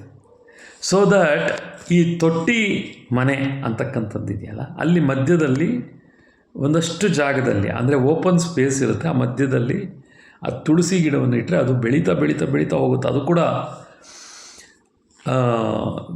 ಬಹಳ ಎತ್ತರ ಬೆಳೀತದೆ. ಅದಕ್ಕೂ ಕಾಂಡ ಬೆಳೆಯುತ್ತೆ. ನೀವು ಬೆಳೆಸಬೇಕು ಅನ್ನೋ ಮನೋಭಾವನೆಯಲ್ಲಿ ಬೆಳೆಸಿದಾಗ it will grow like A tree. ಅಂಥದ್ದೊಂದು ಇಷ್ಟೆತ್ತರ ಬರೋದು ಅಂದರೆ ಒಂದು 3-4 ಫೀಟ್ಸ್ವರೆಗೂ ಬಂದಿರತಕ್ಕಂಥ ತುಳಸಿ ಗಿಡಗಳನ್ನು ನಾನು ನೋಡಿದ್ದೇನೆ. ಅಪ್ ಟು 4 ಫೀಟ್ಸ್ವರೆಗೂ ನಾನು ನೋಡಿದ್ದೇನೆ. ಆಮೇಲೆ ಅದ್ರ ಮೇಲೆ ನಾನು ಗಮನಿಸಿಲ್ಲ. ಸೊ ಇಟ್ ಮೀನ್ಸ್ ಅದು ಬೆಳೆಯೋದಕ್ಕೆ ಆಸ್ಪದ ಇದೆ ಅಂತ, ಅದು ಗ್ರೋ ಆಗೋದಕ್ಕೆ ಅದಕ್ಕೆ ಪೂರಕವಾದ ಸ್ಥಿತಿಯನ್ನು ನಿರ್ಮಾಣ ಮಾಡಿದ್ರೆ ಅಂತಹ ಸ್ಥಿತಿ ನಿಮಗೆ ಅಂತಹ ಮನೆಗಳಲ್ಲಿ ಸಿಗುತ್ತೆ. ಅದು ಪ್ಯೂರ್ ವಾಸ್ತು. ಅದನ್ನು ನೀವು ಸತ್ಯನಾರಾಯಣ ಪೂಜೆಯಲ್ಲಿ ಹೇಳ್ತಾ ಹೋಗ್ತಾರೆ. ಪೂರ್ವ ಭಾಗದಲ್ಲಿ ಇದು, ಈಶಾನ್ಯದಲ್ಲಿ ಹೀಗೆ, ಅಲ್ಲಿ ದೇವತಾ ಸಾನ್ನಿಧ್ಯವನ್ನು ಕೊಡ್ತಾರೆ. ತೊಟ್ಟಿ ಮನೆಯ ವಿಶೇಷತೆಯೇ ಅದು. ಅಲ್ಲೇ ಒಂದು ಸೈಡ್ನಲ್ಲಿ ಬಕೀಟ್ ಇಟ್ಟಿರ್ತಾರೆ, ಅದರಲ್ಲಿ ನೀರಿರುತ್ತೆ. ಅದು ಕಾಲು ತೊಳ್ಕೊಳ್ಳೋದಕ್ಕೆ ಬಂದವರು ಪಾದ್ಯಂ ಸಮರ್ಪಯಾಮಿ, ದೇವತಾ ಸ್ವರೂಪದಲ್ಲಿ ಬಂದವರು ಹೊರಗಡೆ ದಡ ಅಂತ ಬಂದ ತಕ್ಷಣ ಮನೆಗೆ ನುಗ್ಗೋ ಆಗಿಲ್ಲ. ಕಾಲನ್ನ ತೊಳ್ಕೊಂಡು ಒಳಗಡೆ ಬನ್ನಿ, ಕುಳಿತುಕೊಳ್ಳಿ, ಆಚಮನವನ್ನು ತೆಗೆದುಕೊಳ್ಳಿ. ಅತಿಥಿಗಳಿಗೆ ಕೊಡ್ತಕ್ಕಂಥ ಗೌರವ. ಯಾವ ವ್ಯಕ್ತಿ ಕೂಡ ಮನೆಗೆ ಯಾರು ಸುಮ್ಮನೆ ಬರೋದಿಲ್ಲ ರೀ. ನೆಂಟರು ಇಷ್ಟರು ಉದ್ದೇಶವಿಲ್ಲದೆ ಯಾರು ಯಾರ ಮನೆಗೂ ಬರೋದಿಲ್ಲ. ಹಾಗೆ ಅಂತ ಅದರಲ್ಲಿ ಬೇರೆ ಅರ್ಥಗಳನ್ನು ನೀವು ತೆಗೆದುಕೋಬೇಕಾಗಿಲ್ಲ. ಒಂದು, ಚೆನ್ನಾಗಿದ್ದಾರಾ ಇಲ್ವಾ ಅಂತ ನೋಡ್ಕೊಂಡು ಹೋಗೋದಕ್ಕೆ ಬರ್ತಾರೆ, ಅಲ್ಲಿ ಬಾಂಧವ್ಯ ಇರುತ್ತೆ. ಅಥವಾ ಅವರೇನೋ ಕಷ್ಟದಲ್ಲಿರ್ತಾರೆ, ಅದನ್ನು ಒಂದು ಮರೆಮಾಚೋದಕ್ಕೋಸ್ಕರ ಬಂದಿರ್ತಾರೆ. ಅಥವಾ ಏನೋ ಒಂದು ವ್ಯಾವಹಾರಿಕವಾಗಿ ಬಂದಿರ್ತಾರೆ. ಏನೋ ಒಂದು ಕಾರಣಾಂತರದಿಂದ ಎಲ್ಲೋ ಬರಬೇಕಾಗಿರುತ್ತೆ, ಅಲ್ಲಿ ಹೋಗಿರೋದಕ್ಕೆ ಅವ್ರಿಗೆ ಇಷ್ಟ ಇಲ್ಲದೆ ಇಂಥವ್ರ ಮನೆಯಲ್ಲಿರೋಣ ಅಂತ ಬಂದಿರ್ತಾರೆ. ಹೀಗೆಲ್ಲ ಕೂಡ ಭಾಳಷ್ಟು ವಿಷಯಗಳು ಮನೆ ಆಹ್ವಾನವನ್ನು ಕೊಡುತ್ತೆ. House it self is A invitation. ಅಲ್ಲಿಗೆ ಬರಬೇಕು ಅಂತಂದರೆ ಅದಕ್ಕೆ ಹೇಳ್ತಾರೆ ದೈವತ್ವವನ್ನು ಬೆಳೆಸ್ಕೋಬೇಕು. ದೈವತ್ವ ಇನ್ ದ ಸೆನ್ಸ್ ನೀವು ದೇವರನ್ನೆಲ್ಲೋ ಹುಡುಕಬೇಕಾಗಿಲ್ಲ. ನಮ್ಮಲ್ಲಿ ಆ ದೈವತ್ವವನ್ನು ಗುರುತಿಸ್ತಕ್ಕಂಥ ಸ್ಥಿತಿ ಜ್ಞಾನೋದಯ ಆದಾಗ, that spark when it starts, ನಿಮ್ಮ ಮನಸ್ಸು ಆ ಜ್ಞಾನದಕ್ಕೆ ಪ್ರಚೋದನೆ ಆಗಬೇಕು. ಅದಕ್ಕೆ ಪ್ರತಿಕ್ರಿಯೆ ಬರುತ್ತೆ, ನಿಮ್ಮ ಮನಸ್ಸು ಹೇಳುತ್ತೆ. ಸೊ ಅಂತಹ ಪ್ರಚೋದನೆಗೆ ಒಳಪಡಬೇಕು, ನೀವು ಜ್ಞಾನದ ಪ್ರಚೋದನೆಗೆ ಒಳಪಡಬೇಕು. ಸೊ ಆವಾಗ ಏನಾಗುತ್ತೆ, ನಿಮಗೆ ಯು ಫೀಲ್ ದಟ್ ಎನ್ಲೈಟನ್ಮೆಂಟ್. ನಿಮ್ಮಲ್ಲಿ ಆ ಒಂದು ಸೂಕ್ಷ್ಮತೆ ಬಂದು ಗಮನಿಸೋದಕ್ಕೆ ಪ್ರಾರಂಭ ಮಾಡ್ತೀರ. ಓಹೋ, ವಿಷಯಾಧಾರಿತವಾಗಿದೆಯಾ ಇಲ್ಲವಾ ಅಂತಕ್ಕಂಥದ್ದು. ಸೊ ಹೀಗೆ ವಾಸ್ತು ಅಂತಕ್ಕಂಥದ್ದು ಮನುಷ್ಯನ ಗ್ರೋತನ್ನು ಇಂಪ್ಲಿಮೆಂಟ್ ಮಾಡುತ್ತೆ, ಗ್ರೋತನ್ನು ತೋರಿಸುತ್ತೆ, ಹೇಗೆ ಏನು ಅಂತಕ್ಕಂಥದ್ದು. ಒಂದು ಮನೆಯಲ್ಲಿರ್ತಕ್ಕಂಥ ಹಲವಾರು ವಸ್ತುಗಳು ಆ ಮನುಷ್ಯನ ಜೀವನವನ್ನು, ಅವನ ವಿಧಾನವನ್ನು, ಅದು ಕೂಡ ನಿಮಗೆ ಸಿಂಪ್ಲಿಫೈ ಆಗಿ ನಿಮಗೆ ರೆಕಗ್ನೈಸ್ ಮಾಡೋದಕ್ಕೆ ಅನುಕೂಲ ಮಾಡುತ್ತೆ. ಮನೆ ಹೊಲಸಾಗಿದೆ ಅಂತಂದರೆ ಅಲ್ಲಿಗೆ ಅರ್ಥ ಮಾಡ್ಕೊಳ್ಳಿ, ಅದು ಹಾಗೇ ಇರುತ್ತೆ ಅಂತ ಅಲ್ಲ, ಸಮಯ ಇಲ್ಲ ರೆಡಿ ಮಾಡ್ಕೊಳ್ತಾರೆ ಅಂತ ಕೂಡ ಇರುತ್ತೆ. ಪಾಸಿಟಿವಿಟಿ. ಅದನ್ನು ಹಾಗೇ ಬಿಟ್ಕೊಳ್ತಾ ಹೋಗ್ತಾ ಇದ್ದರೆ it leads to the very simply ದರಿದ್ರಕ್ಕೆ ಆಹ್ವಾನವನ್ನು ಮಾಡೋದಂಗೂ ಕೂಡ ಇರುತ್ತೆ. ಸೊ ಆವಾಗಿನ ಶುದ್ಧತೆ, ನಿತ್ಯ ಸ್ನಾನ, ಸಂಧ್ಯಾ ವಂದನೆ. ಮತ್ತು ಸಂಧ್ಯಾ ವಂದನೆ ಅಂತಕ್ಕಂಥದ್ದು ಒಂದು ಹಂತದವರೆಗೂ ಕೂಡ ಕಲ್ತ್ಕೊಳ್ತಕ್ಕಂಥದ್ದು, ಭಾಳ ಸಮಯ ತಗೊಳುತ್ತೆ. ಅದು ನಿಮ್ಮ ಮಾನಸಿಕವಾಗಿ ಸಂಧ್ಯಾ ವಂದನೆಯಲ್ಲಿ ಏನಿದೆ ಅನ್ನೋದು ಅರ್ಥ ಮಾಡ್ಕೊಂಬಿಟ್ಟಾಗ ಆ ನಂತರದ ದಿನಗಳಲ್ಲಿ ದೊಡ್ಡವರು ಹೇಳ್ದಂಗೆ ಅದನ್ನು ಸಿಂಪ್ಲಿಫೈ ಮಾಡ್ಕೋಬೋದು. ಅಲ್ಲಿವರೆಗೂ ಕೂಡ ಅದರಲ್ಲಿ ಹೇಳ್ತಾರೆ, ಪದದ್ವಂದ್ವದ ಬಗ್ಗೆ ಹೇಳ್ತಾರೆ ಸಂಧ್ಯಾ ವಂದನೆಯಲ್ಲಿ. ಮತ್ತೆ ಮತ್ತೆ ಹೇಳ್ತಾನೆ, ಪದದ್ವಂದ್ವ ಅಂದರೆ ಏನು, ಅದರಲ್ಲಿರ್ತಕ್ಕಂಥದ್ದು ವ್ಯಾಕರಣ ರೀ. ಪದದ್ವಂದ್ವದಲ್ಲಿರ್ತಕ್ಕಂಥದ್ದು ವ್ಯಾಕರಣ ಅಂದರೆ ಯಾವ ಪದವನ್ನು ಎಲ್ಲಿ ಹೇಗೆ ಬಳಸ್ತೀಯ ಅನ್ನೋದೇ ನೀನು ಅಂತಕ್ಕಂಥದ್ದು. ನೋಡಿ, ಸನ್ಯಾಸಿಗಳು ಸನ್ಯಾಸದ ವಿಧಾನದಲ್ಲೇ ಮಾತನಾಡಬೇಕಪ್ಪ. ಅವರ ಕಾವ್ಯ ಅದನ್ನು ಹಾಗೇ ಮಾತನಾಡಿಸ್ಬೇಕು. ಕೋಟ್ ಹಾಕಿರ್ತಕ್ಕಂಥ ವ್ಯಕ್ತಿ ಅದು ಯಾವ ಕೋಟ್, ಆ ಕೋಟಿಗೆ ಒಂದು ಮೌಲ್ಯ ಇರ್ತದೆ. ವಸ್ತ್ರಧಾರಣೆಯಲ್ಲಿ ಮೌಲ್ಯ ಇರ್ತದೆ. ವಸ್ತ್ರಧಾರಣೆಯಲ್ಲಿ ಮೌಲ್ಯ ಇರುತ್ತೆ. ಯಾವ ವಸ್ತ್ರದಲ್ಲಿ ಯಾವ ರೀತಿ ಮಾತನಾಡಬೇಕು ಹಾಗೇ ಮಾತನಾಡಬೇಕು. ಯೂನಿಫಾರ್ಮ್ ಇರುತ್ತೆ. ಒಂದೊಂದು ಸಂದರ್ಭ, ನಾನು ಚಿಕ್ಕ ಹುಡುಗ ಇದ್ದಾಗ ಶಾಲೆಗೆ ಹೋದಾಗ ಯೂನಿಫಾರ್ಮ್ ಹಾಕ್ಕೊಂಡಿರಲಿಲ್ಲ. ನಮ್ಮ ಮಾಸ್ಟ್ರು ಹೊಡೆದು ಬಿಟ್ರು. ಅವರು ಲಾ ಮಾಡ್ತಾಯಿದ್ದವರು, ಹೊಡೆದ್ಬಿಟ್ರು. ಏನೂ ಕೇಳಲಿಲ್ಲ, ಯೂನಿಫಾರ್ಮ್ ಹಾಕಿಲ್ಲ. ಎಲ್ಲ ಮಕ್ಕಳು ಬಿದ್ದಂಗೆ ನನಗೂ ಏಟು ಬಿತ್ತು. ಬಿದ್ದ ತಕ್ಷಣ ಸಾರ್ ಹೊಡೆಸ್ಕೊಂಡೆ ಎಲ್ಲ ಮಕ್ಕಳ ಥರ. ಆಮೇಲೆ ಸಾರೇ ಕರೆದ್ರು, ನಮ್ಮ ಮಾಸ್ಟ್ರು ಕರೆದ್ರು ನನ್ನ. ಬಾಯಿಲಿ ಅಂದರು, ನೀನು ಯಾವಾಗೂ ಈ ಥರ ಮಾಡಲ್ವಲ್ಲ, ಇವಾಗ ಏನು ಮಾಡಿದೆ, ಯಾಕೆ ಇವತ್ತು ಹೊಡೆಸ್ಕೊಂಡು ಪಣೀಂದ್ರ ಅಂದರು. ಸರ್, ನಮ್ಮಮ್ಮ ಆಪ್ರೇಷನ್ನು, ಊರಲ್ಲಿ ಇದ್ದಾರವರು, ಯಾರೂ ಇಲ್ಲ ಮನೆಯಲ್ಲಿ, ನಾನು ಒಬ್ಬನೇ ಇರೋದು, ಅದು ಕರೆ ಆಗಿದೆ, ಒಗ್ಯಾಕೆ ಹಾಕಿದ್ದೇನೆ. ನಾನಿನ್ನೂ ಚಿಕ್ಕ ಹುಡುಗ, ಆಗ ಒಕ್ಕೊಳ್ಳೋದಕ್ಕೆ ಅದೆಲ್ಲ ನಮ್ಗೆ ಗೊತ್ತಿಲ್ಲ. 7ನೇ ಕ್ಲಾಸ್ 8ನೇ ಕ್ಲಾಸಲ್ಲಿ ಏನು ಒಕ್ಕೊಳ್ತೀರ, ಅದಕ್ಕಿನ್ನೂ ನಮ್ಗೆ ಅವಕಾಶ ಬಂದಿರಲಿಲ್ಲ. ಸರಿ, ನಂಗೆ ಮೊದಲೇ ಹೇಳಬೇಕಲ್ವ ನೀನು ಅಂತಂದರು. 20 ಜನ ಹುಡುಗರು, ನಾನೇನಾದರೂ ಸ್ಪೆಷಲ್ಲ? 20 ಜನ ಹುಡುಗರು ಏಟು ತಿಂದಿದ್ದಾರೆ, ಯೂನಿಫಾರ್ಮ್ ಇಲ್ಲ ಅಂತ. ಹಾಗೆ ನನ್ನ ಮನಸ್ಸು ಥಿಂಕ್ ಮಾಡಿತ್ತು. ನಾನು ಹೇಳ್ಬೋದಾಗಿತ್ತು ಅವ್ರಿಗೆ. ಏಟು ತಿಂದಮೇಲೆ ಅವ್ರು ಕೇಳಿದ್ಮೇಲೆ ಹೇಳಿದೆ ನಾನು. ಅವ್ರು ಕೇಳಬೇಕು ಅಂತ ಯಾಕೆ ಅನ್ನಿಸ್ತು? ಹಾಗಿದ್ದರೆ 20 ಜನ ಸ್ಟೂಡೆಂಟ್ಗಳ ಮಧ್ಯೆ ನಿನ್ನ ಬಾಯಿಲಿ ಯಾಕೆ ಹೊಡೆಸ್ಕೊಂಡಿದ್ದು ಅಂತ ಕೇಳಬೇಕು ಅಂತ ಸ್ಥಿತಿ ಅವ್ರ ಮನಸ್ಸಿಗೆ ಯಾಕೆ ಬಂತು? ಸೊ ಹೀಗೆ ಒಂದು ಮನುಷ್ಯನ ಜೀವನದಲ್ಲಿ ಮನೆ ಅಂತಕ್ಕಂಥದ್ದು, ಅಲ್ಲಿರ್ತಕ್ಕಂಥ ಸ್ಥಿತಿಗತಿಗಳು ಭಾಳ ಇಂಪ್ಯಾಕ್ಟ್ ಆಗುತ್ತೆ ಅವನ ಜೀವನ ವಿಧಾನಕ್ಕೆ. ಸೊ ಈ ವಿಷಯವನ್ನು, ಕೆಲವು ವಿಷಯಗಳ ಮಧ್ಯದಲ್ಲಿ ಅದು ಸಬ್ಜೆಕ್ಟ್ ರಿಲೇಟೆಡ್ ಇಲ್ಲದೆ ಇದೆ ಅಂತ ಅನ್ಕೋಬೋದು, ಬಟ್ ಇದರದ್ದು ಕೂಡ ಎಲ್ಲೋ ಒಂದು ಕಡೆ ಅನಿವಾರ್ಯತೆ ಇರೋದ್ರಿಂದನೇ ಹೇಳಿರ್ತೇನೆ. ಸೊ ಕೀಪ್ ಆನ್ ವಾಚಿಂಗ್ ರೀ. ನಾನು ಮತ್ತೆ ಮತ್ತೆ ಹೇಳ್ತೇನೆ, ನನ್ನ ವಿಡಿಯೋಗಳು ಯಾರನ್ನು ಬಲವಂತವಾಗಿ ಉದ್ದೇಶಪೂರ್ವಕವಾಗಿ ಮಾಡ್ತಾ ಇರ್ತಕ್ಕಂಥದ್ದಲ್ಲ. ನಾನೇನು ಕಂಡಿದ್ದೇನೆ, ನನ್ನ ಜೀವನದಲ್ಲಿ ನಾನೇನು ಅರ್ಥೈಸ್ಕೊಂಡಿದ್ದೇನೆ, ಅದರ ವಿವರಣೆಗಳನ್ನು ಮಾತ್ರ ಕೊಡ್ತಾ ಹೋಗ್ತಾ ಇದ್ದೇನೆ. ಇದನ್ನು ಯಾರಿಗೂ ಉದ್ದೇಶಪೂರ್ವಕವಾಗಿ ಮಾಡ್ತಾ ಇರೋದಲ್ಲ. ನಿಮಗೆ ಹಿಡಿಸಿದ್ರೆ ನೋಡಿ, ಇಲ್ಲ ಇದು ನನಗೆ ನಾನು ಇನ್ನೊಂದು 5 ವರ್ಷನೋ 10 ವರ್ಷನೋ 15 ವರ್ಷ ಆದ್ರೇನೋ ನಾನು ಏನು ಕಲ್ತಿದ್ದೆ ಅನ್ನೋದನ್ನು ಮರಿಬಾರ್ದು ಅನ್ನೋದಕ್ಕೋಸ್ಕರ ಇದನ್ನೆಲ್ಲ ಕೂಡ ಒಂದು ಮುಚ್ಚಳಿಕೆಯ ರೀತಿ ಎಲ್ಲ ಎತ್ತಿಟ್ಕೋತಾ ಇದ್ದಾನೆ. ನಿಮಗೆ ಇದರಲ್ಲಿ ಯೂಸ್ಫುಲ್ ಆಗುವಂಥದ್ದಿದ್ದರೆ ಯು ಕ್ಯಾನ್ ಇದನ್ನು ನೋಡ್ಬೋದು. ಇದರಲ್ಲಿರ್ತಕ್ಕಂಥದ್ದನ್ನು ನೀವು ಪರೀಕ್ಷೆ ಕೂಡ ಮಾಡ್ಕೋಬೋದು, ತಾಳೆ ಮಾಡ್ಬೋದು. ತಾಳೆ ಅಂದರೆ ಗೊತ್ತಲ್ಲ, ಏನು ರಿಸಲ್ಟ್ ಉಳಿಯುತ್ತೆ ಅಂತಕ್ಕಂಥದ್ದು, ನಿಮಗೆ ಅದರಿಂದ ಎಷ್ಟು ಅರ್ಥ ಆಯಿತು ಅನ್ನೋದನ್ನು ಕೂಡ ನೀವು ಪರೀಕ್ಷೆ ಮಾಡಿ ನೋಡಿ, ಅದರಲ್ಲಿ ಏನು ಉತ್ತರ ಬರ್ತದೆ ಅಂತ.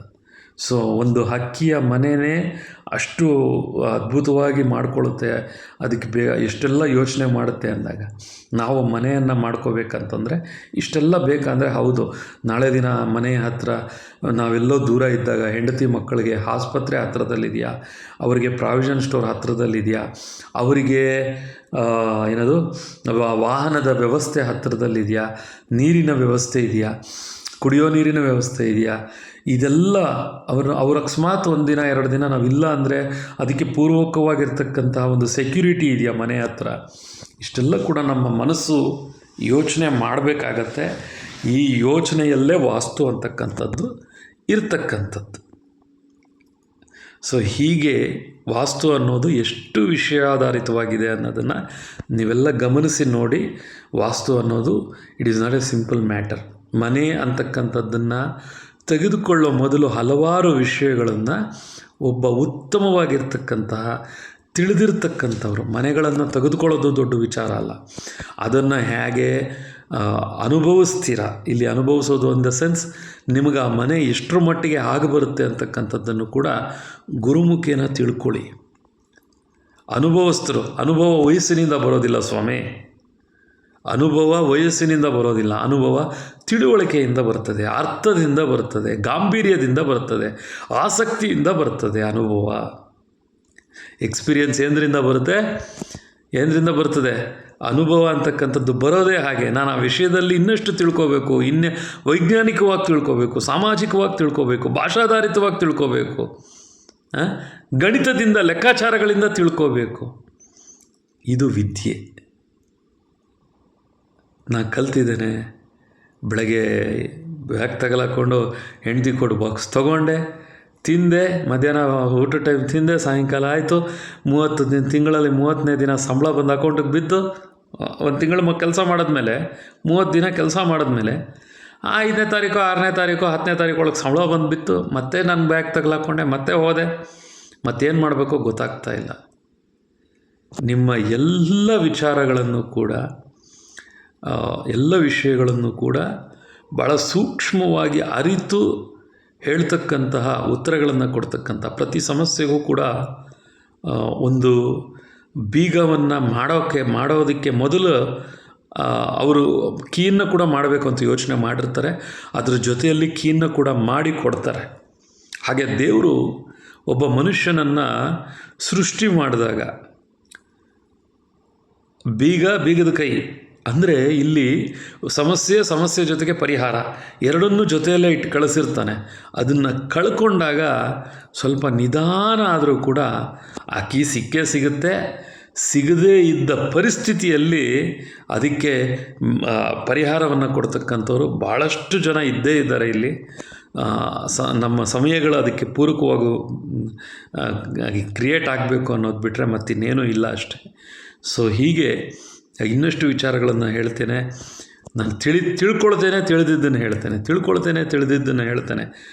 ಒಂದೋ ಎರಡೋ ಸಣ್ಣ ಪುಟ್ಟ ತಪ್ಪು ಮಾನವ ಸಹಜ ಇರಬಹುದೇನೋ, ಅದು ಅರ್ಥೈಸ್ಕೊಳ್ಳೋದ್ರಲ್ಲಿ ಅಥವಾ ಅರ್ಥವನ್ನು ಹೇಳೋ ವಿಧಾನದಲ್ಲಿ.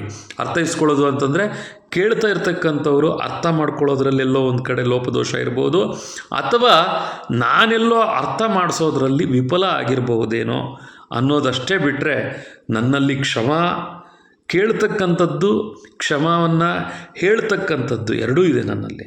ಯಾಕೆಂತಂದರೆ ನಾನು I am not the what we say I am not the. So ಇಲ್ಲಿ ಎಲ್ಲವೂ ಕೂಡ ನಿರ್ಣಯಿತವಾಗಿ ನಡೀತಾ ಇದೆ ಅಂದರೆ ನೀವು ಯಾರೂ ಇಮ್ಯಾಜಿನ್ ಮಾಡ್ಕೊಳ್ಳೋದಕ್ಕೆ ಸಾಧ್ಯ ಇಲ್ಲ. ನಮ್ಮನ್ನು ಎಲ್ಲವನ್ನ ಕೂಡ ನಡೆಸ್ತಾ ಇರ್ತಕ್ಕಂಥದ್ದು ನಾವಲ್ಲ, ನಮ್ಮ ಅನುಭವಗಳು, ನಮ್ಮಲ್ಲಿರ್ತಕ್ಕಂತಹ ಪಿತೃದೇವತೆಗಳು. ಇಷ್ಟಕ್ಕೆ ಮೊದಲೊಂದು ವಿಡಿಯೋದಲ್ಲಿ ಹೇಳಿದ್ದೆ. ನೆಕ್ಸ್ಟು ಗಣಪತಿ ಪುಣ್ಯಾಹ ಆದಮೇಲೆ ನಾಂದಿ ಮಾತೃಕಾ ಪೂಜೆ ಬಗ್ಗೆ ನನಗೆ ಸಮಯ ಆದಾಗ ನಾನು ಮತ್ತೊಮ್ಮೆ ವಿಡಿಯೋ ಮಾಡ್ತೇನೆ. ನನಗೆ ತಿಳಿದು ನೀವೆಲ್ಲ ಮಲಗಿರ್ತೀರ, ನಾನು ಈಗ ಇನ್ನೊಂದು ಸ್ವಲ್ಪ ಹೊತ್ತು ಮಲಗ್ಕೊಳ್ತೇನೆ. ಮತ್ತು ಬೆಳಗ್ಗೆ ಆಗುತ್ತೆ, ಆ್ಯಸ್ ಯೂಶ್ವಲ್ ನಮ್ಮ ಕೆಲಸಗಳು ಪ್ರಾರಂಭ ಆಗುತ್ತೆ. ಕೀಪ್ ಆನ್ ವಾಚಿಂಗ್ ಅಂತ ನಾನು ಹೇಳಲ್ಲ. ನಿಮ್ಮ ಸಮಯ ಅಮೂಲ್ಯವಾದದ್ದು. ಯಾರಿಗೆ ಯೂಸ್ ಆಗ್ತಾಯಿದೆ ಅವರು ಮಾತ್ರ ಇದಕ್ಕೆ ಸಮಯವನ್ನು ಕೊಡಿ. ಯಾರಿಗೆ ಇದರಿಂದ ಯೂಸ್ ಆಗ್ತಾಯಿದೆಯೋ ಅವರು ಮಾತ್ರ ಈ ವಿಡಿಯೋಗಳನ್ನು ನೋಡಿ. ಬೇಡ ನನಗೆ ಗೊತ್ತು ಅಂತಕ್ಕಂಥವ್ರು ಅದಕ್ಕೆ ಅಷ್ಟು ಆಸ್ಪದ ಕೊಡೋಕೆ ಹೋಗಬೇಡಿ. ಟೈಮ್ ಈಸ್ ವೆರಿ ಇಂಪಾರ್ಟೆಂಟ್ ಎಲ್ಲರಿಗೂ ಕೂಡ. Keep on watching. ISTA ಇಷ್ಟ. ಈ ಶಕಾರಕ್ಕೆ ಟಾವತ್ತು ಇಷ್ಟ ಕನ್ನಡದಲ್ಲಿ. ಧನ್ಯವಾದಗಳು.